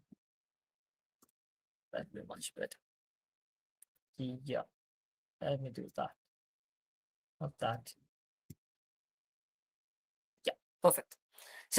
So right now, what we need to do is we are supposed to make the header, and the header component is basically this part.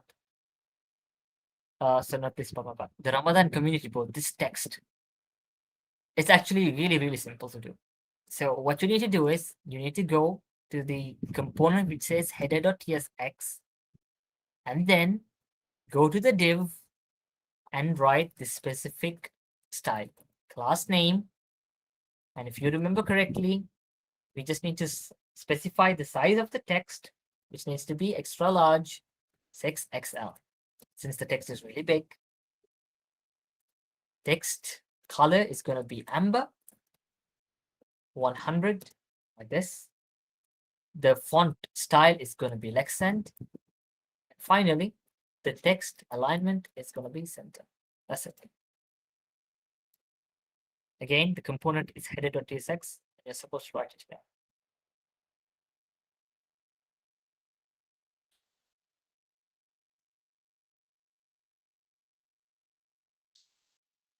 Once you're done with that, you're just inside the div box, you need to write some text, which is going to be Ramadan community. So you've written the text and you're done.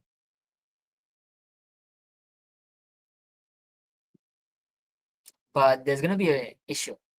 And the issue is the fact that it doesn't show here. Can anyone tell me why it doesn't show? We have written it already. It's perfect. Why doesn't it show in the main page? Any guesses? We didn't use it in the app. Exactly.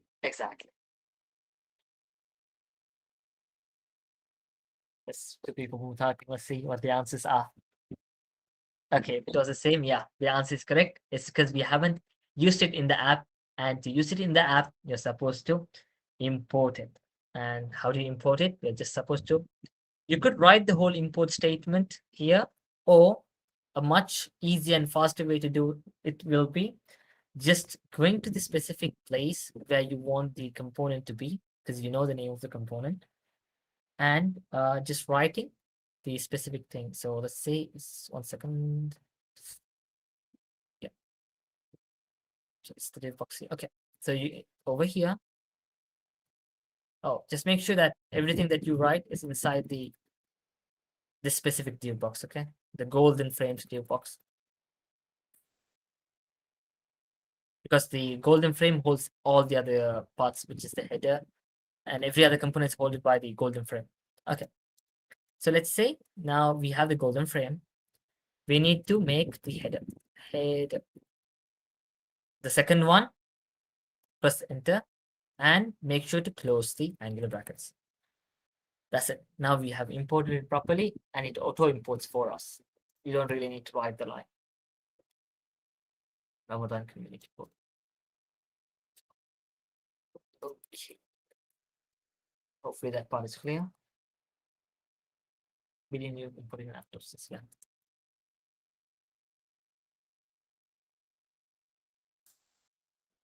Okay. If you guys are done with this, let's continue. The header.tsx is done. App.tsx is done. Okay. So we are done with step 3. Step 2 is done. Step 3 is done. Right now, we have step 4, which says to make the input of the input thing, which is this specific part. And this specific part has two things. I think that's the notification of the sound. So, yeah. Okay, there's people who join. Okay. So the input bar specifically has two things, like we mentioned. We have this box, the search bar, and then you have this edit bar, the edit icon or the edit button. But inside the search bar, you also have two things. What are the two things that you have inside the search bar? In time.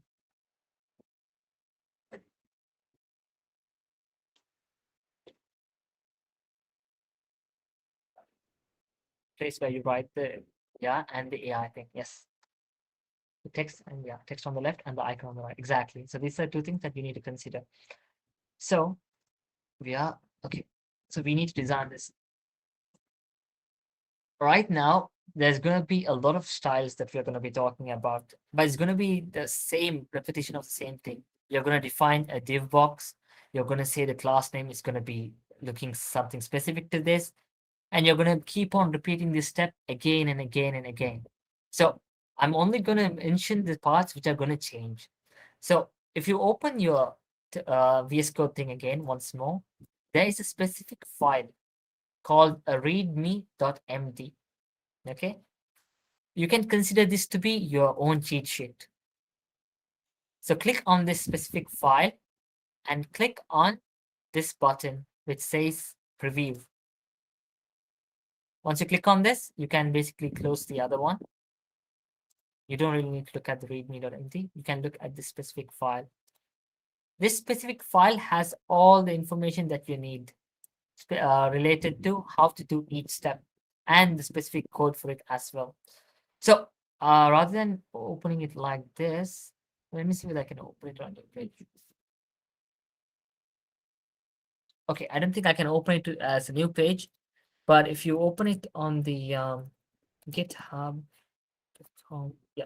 GitHub, if you go to the main thing, you can the link, the first link. Let me send it to you. Just click on that, and then click on the first folder. You can read the whole thing over here. Okay, it has all the information. So right now we are specifically going to start working on step 4, which is the input component. So click on step 4, input component. So the input component specifically has two things, which is the star icon and the add icon, which is for the edit. Basically, almost everything is the same. You're defining a div box for the search, you're defining the style, but the only difference for the div box over here is the fact that the div box has a field called input.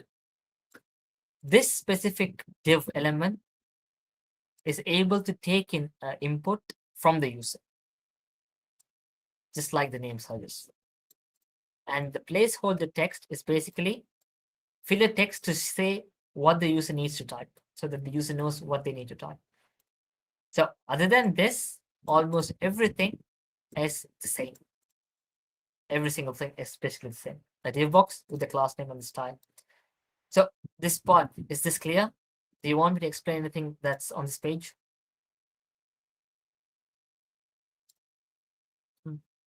Anyone?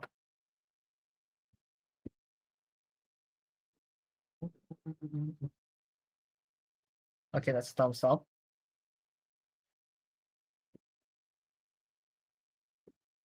We don't really have much time, to be honest. Like, we'll try to finish it by at least 11:55 or 11:56.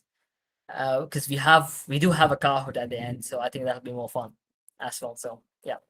Anyone, do you guys have any questions till now on this specific part of the code? Okay. Okay. So what you're gonna do is you're just gonna copy the whole component, which is for the input, and then just paste it in the input.tsx over here. you have it to do here. Once you paste it, it should work. It should load the whole thing. And it should show you the box, which it doesn't show. Well, sec. Oh, it's because it's not imported. Of course. So go to this one app.tsx and write.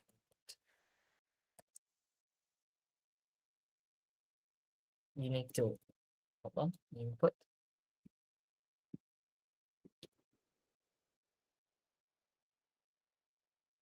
And it should work.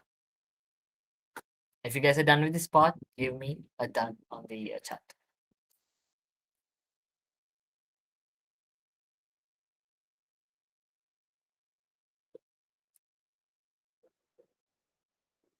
Do you guys want me to copy paste the specific code in the chat for the input? Okay. Where do you paste the code? You need to open the component which says input.tsx and paste it there.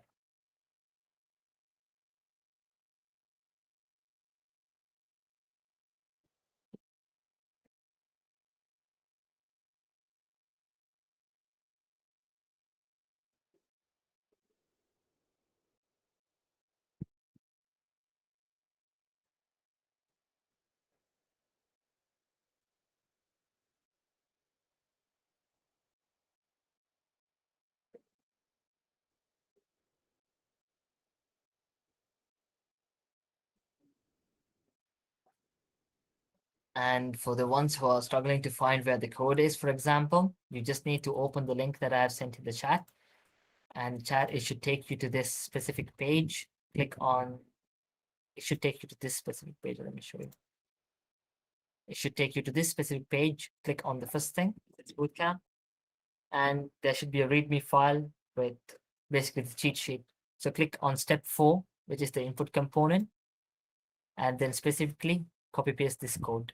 Copy this code and go to the input.tsx and paste it. Wow. Paste it over here. Copy and paste. That's it. Once you paste it, it's not going to load. It's because you have to import it in your app.tsx for it to work. I'm gonna see if you have control click on the link, but again, it doesn't show me the preview. It should. It should. Can you try to refresh the page? Yeah, did you run?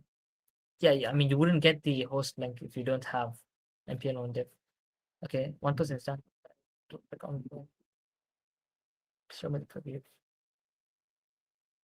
Can you send us a screenshot so that I can check it on the chat?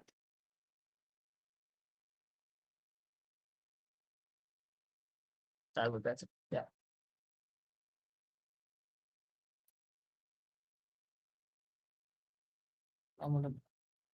Is it normal the buttons aren't clickable? It is not normal. Specifically this button, I have not made it clickable because it is supposed to be a challenge for the day 3. So you guys will have to make it clickable. All right. Let me see this. Localhost 5173. Yeah, you're supposed to press control and click on the link. It should work. Like.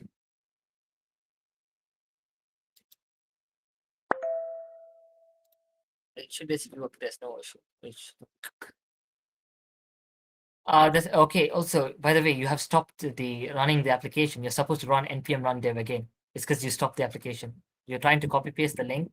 You stop the application. Control C stops the application. So run npm run dev again and press control and click on the link. Yeah.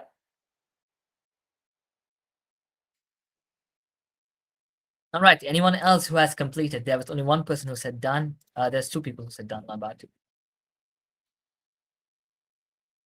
Okay. So that's basically the task, the input.tsx. So we have finished the first 2 parts. The other part, I'm just going to be explaining because we don't really have much time. So I'm just going to quickly go through the step 5, which is basically the task card.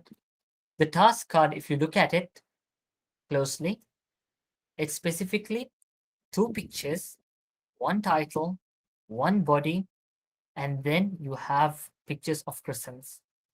But these pictures of crescents, they depend. So for example, if I say 2 crescents, only 2 of them needs to be golden, while the other 3 needs to be disabled.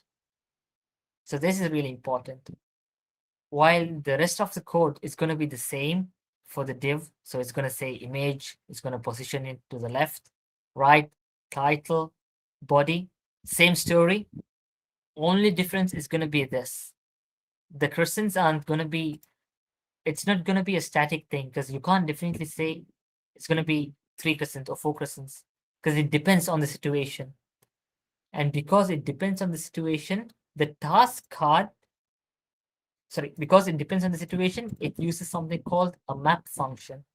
Let me quickly show you the code for that specific part, which says, it's over here, right here. It uses something called the map function, which figures out you're supposed to have 5 crescents, but depending on number of crescents that you want to be active, which says over here active crescents, it will shade them to be gold or gray. But where does this active crescent thing come from exactly? Where do we say it 4 or 5? So the task card is a special component. It's because it's dynamic and it keeps changing depending on what the items are, because it can be iftar prep for the first one, but it could be mosque cleanup for the second one. So how can we exactly make a React component which takes in different text? And for that, you specifically have this. On the method header, you would write what the card is supposed to take: a title, a description, a date, and all the other variables it's supposed to take. And then this special notation is basically for type safety. You can ignore them for now. But it basically says that as long as it follows, it says that title is a string, a description is a string. It's just basically for type safety of React, because it's really important for React. Okay, so what you need to do is copy this code, paste this code. For the task card, click on that, copy and paste. Done. Once you're done with this specific part, it's going to be like, oh, task card props, where is it? I don't see the types defined for this. So this part, you're supposed to write it, but it's already written. It's defined the type here. Copy, there's this specific part. Done. Now it's defined and it should work. But it doesn't show up. Anyone, why doesn't it show up?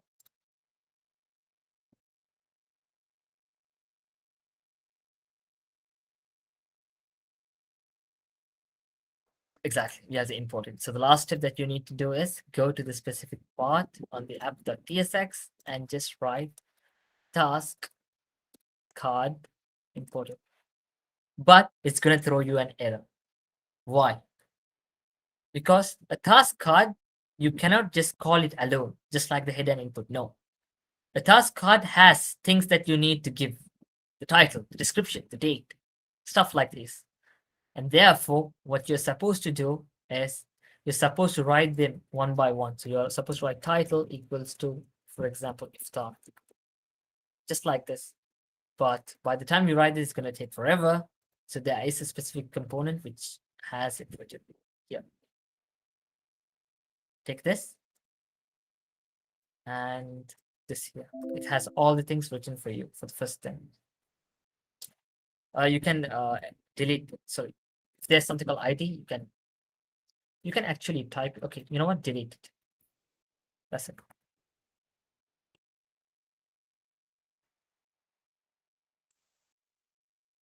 And that's it. It should work.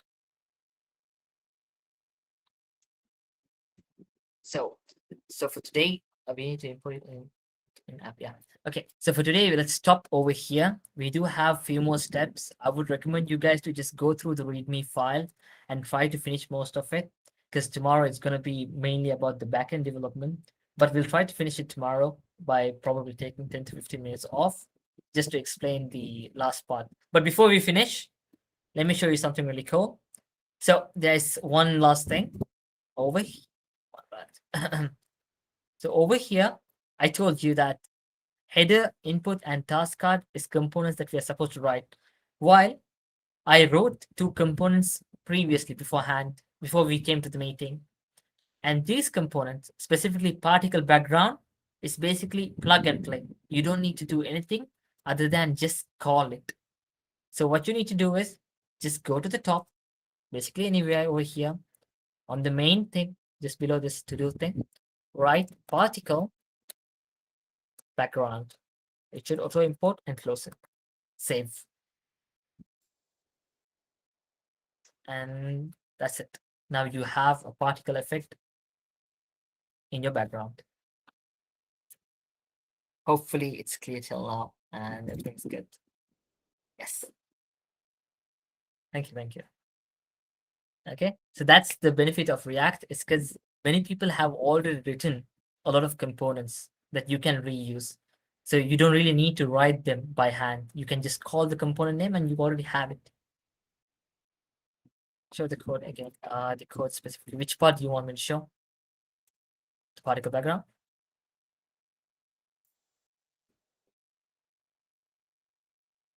Yeah. Okay. Is that specific the part? All right. I think we did a lot. I hope that you guys learned a lot, depending on the HTML, CSS, and JavaScript, and everything is good till now. So to test your understanding, let's play a game of Kahoot. Are you guys ready? Thumbs up if you are. I got one button at the background. Okay. Okay, let's play a game of Kahoot. To wrap things up, let's go. Okay, let's go for the Kahoot. Let me quickly connect. Give me a second. Let me stop the screen share for a second. Kahoot.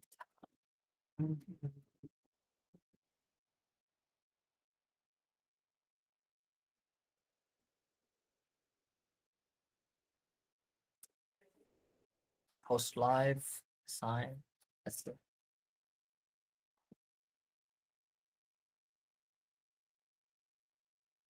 Start classic mode. Okay, yeah, it's classic mode. Oh wait, it says only up to 1 second. It has the limit. Actually, you want to exit the game. Yes.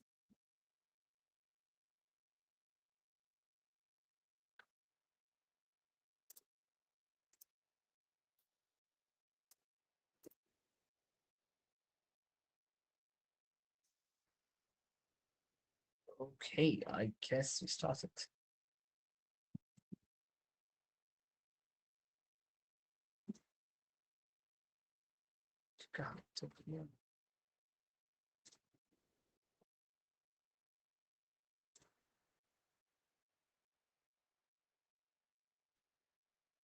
Hold on.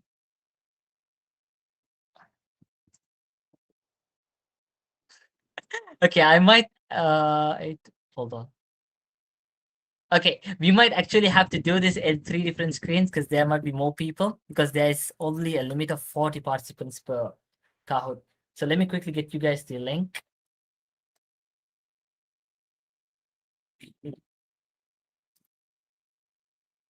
Tom. Okay, let me screen share.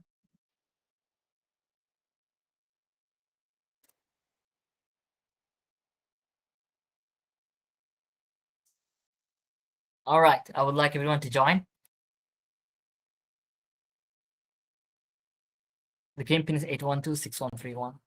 Once this is full, I will let the others join on the other match. Okay.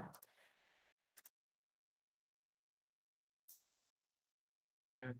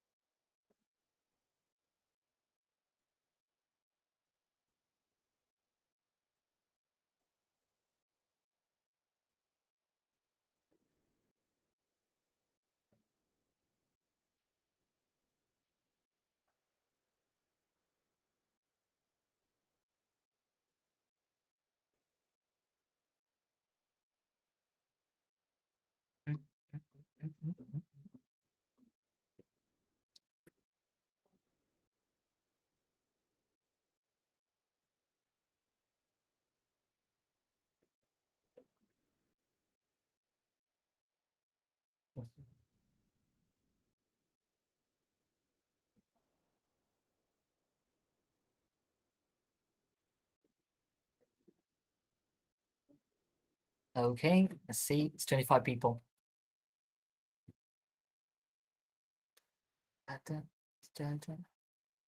26.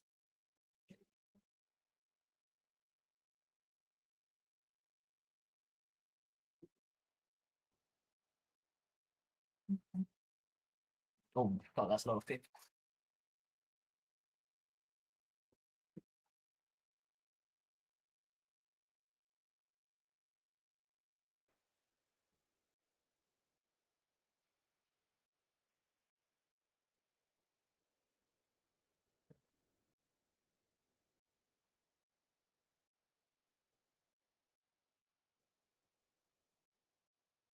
Okay, we do have. Okay, we'll wait 1 more minute and then it's start.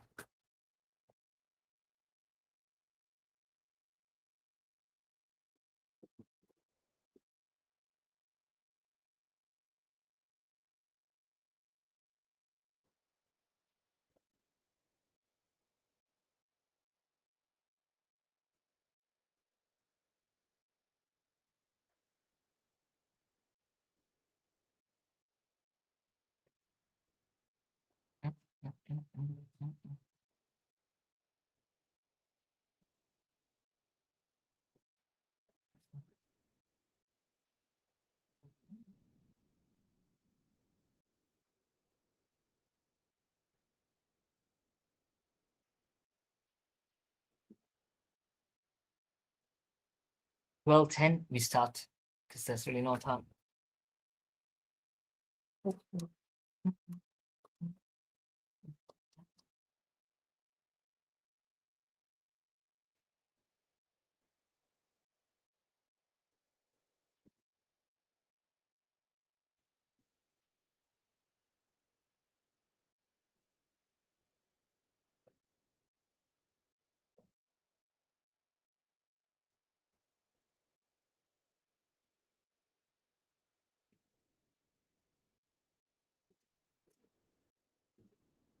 Okay, 34. We're losing people by the time. Okay.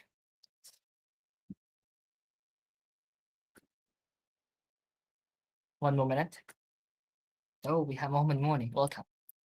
Layan, Ahad, MJ, Ragad. I don't know who this is. Probably Yasir. Okay.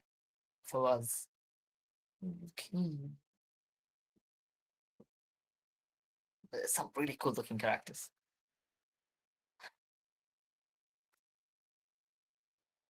Okay, let's get started because 12:09, 12:09.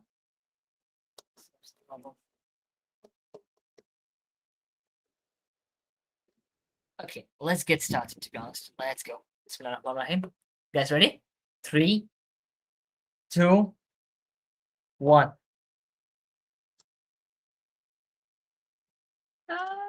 Okay, let's go.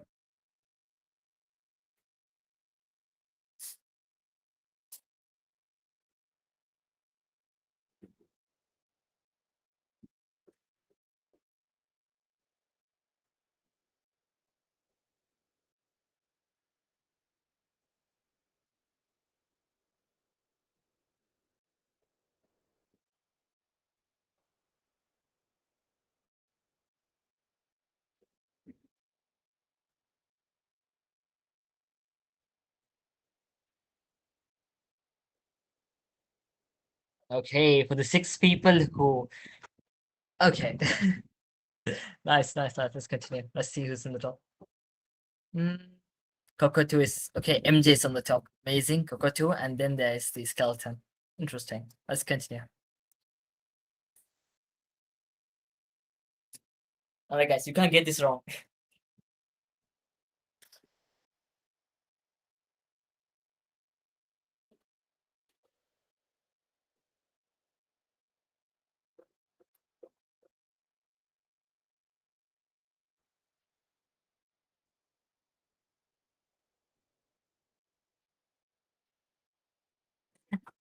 Seems like the trick worked. Okay. Next. Let's see who's still on the leaderboard. Cockatoo is on the leaderboard. Mohammed Mooney has climbed up. Amazing. Let's continue. And one person has fallen down. Next.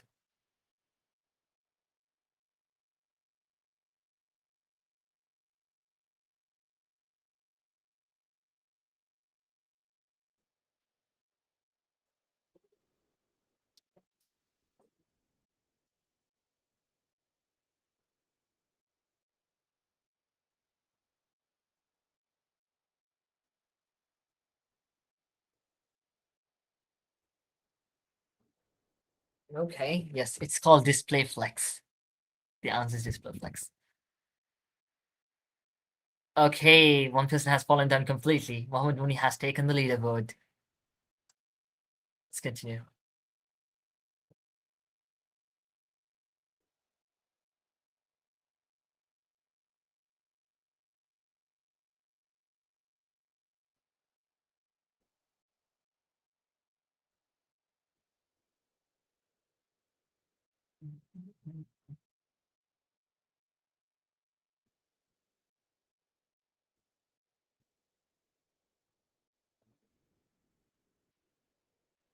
Okay, it's 5 people. Okay, there's someone new on the leaderboard. Welcome to the leaderboard, Fawaz. And MJ is on the top. Okay, this is directly from the slide.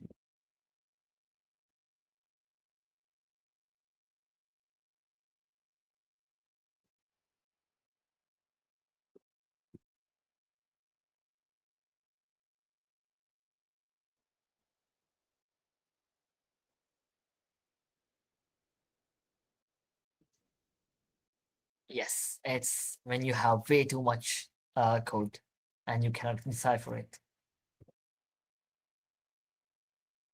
Okay, there's a new person on the fifth one. Rayyan, welcome. MJ is on the lead.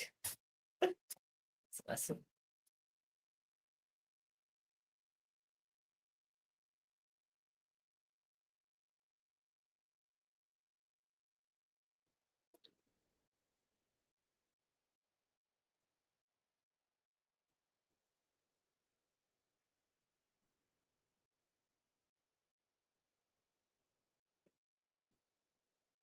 Yes, you can call a component like navbar. This is wrong because you don't really need to write lines again and again. That one was wrong. All right, Fawaz Abdullah has the top position in the leaderboard. Okay.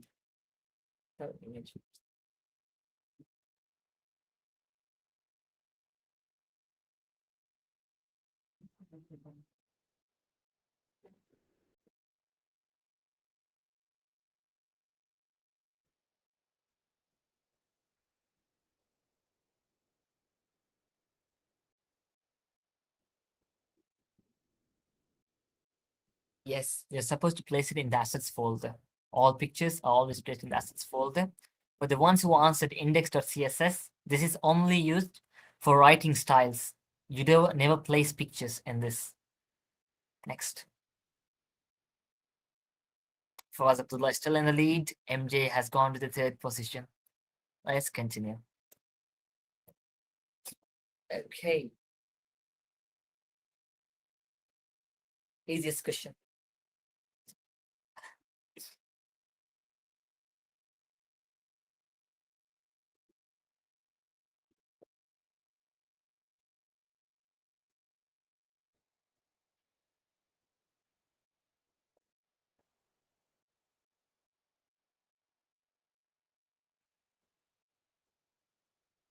Drawing boxes around it. Yeah, this is the correct one because this was mentioned in while explaining. Okay, writing down the code is it's good, but is that the best way to define structure? No.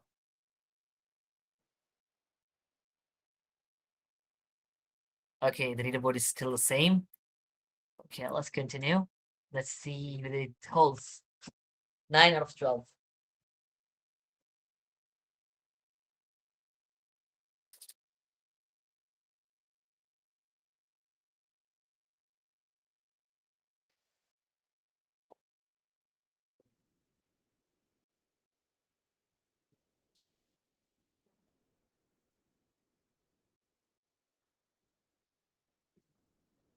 What creates inner space inside a box? It's the padding.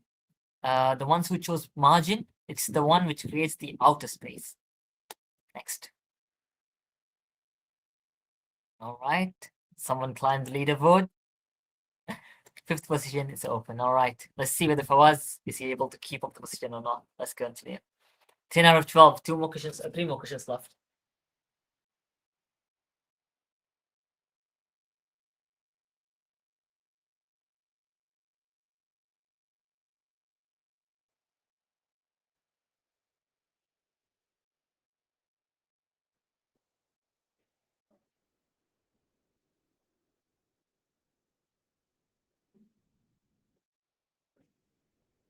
Perfect. The backend, yes.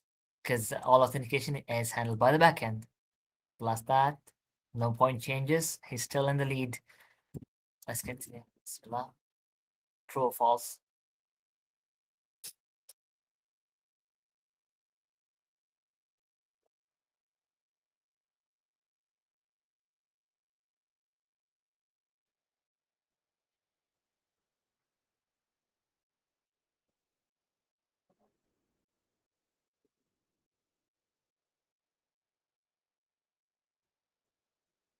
Yes, it does have something called the virtual DOM. So the answer is true.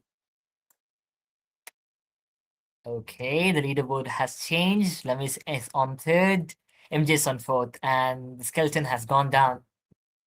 Okay, I think it's probably the last question. Yes, the last question, guys. This decides everything.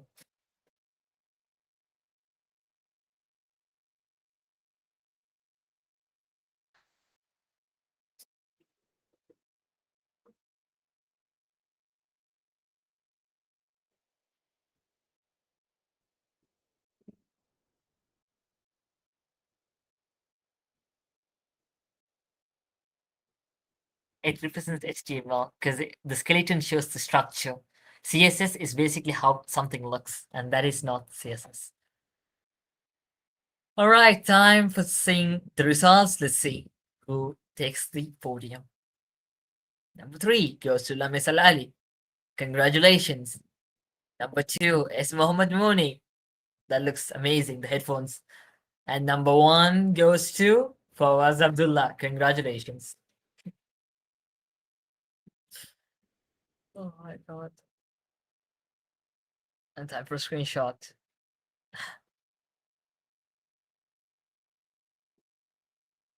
Fawaz, Moni, and Lamis, I want you guys to come to the gathered thing. We will take a screenshot for the ones who won. So you three come to the top. Congratulations. Yes. Open up the office. Yes. So guys, thank you very much for joining the boot camp, and I hope to see you guys soon on day 2, inshallah. And there will be another presenter tomorrow, and that'll be Yasser. And inshallah, he'll be able to help you out for the back end. I hope I explained good enough that you were able to understand it. And inshallah, you guys got a benefit out of attending this bootcamp. So thank you very much to join. See you guys soon. Yes, Lamis, Fawaz, and Moni, please. I think Moni is not here with us. I think he's in the live stream. So let me take a screenshot. So guys, can you all spam number 8 for me? Yes, keep spamming number 8 for me. Yes. Yes, yes, yes. Amazing, guys. Amazing. Class. Thank you very much. Thank you very much. Thank you very much. If you guys have any questions or doubts, you can stay behind. Other than that, we are done for the day. See you guys soon.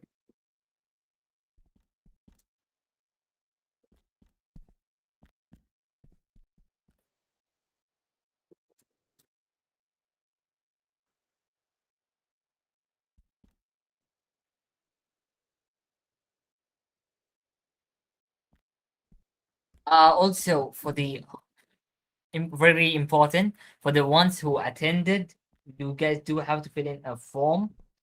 So let me check this. Hold on. So the link should be sent in the group. Yeah, the links will be sent in the group for you guys to for the attendance. Okay. Yeah. So you do need to fill out the form so that we know that you attended. That's basically it. You're done.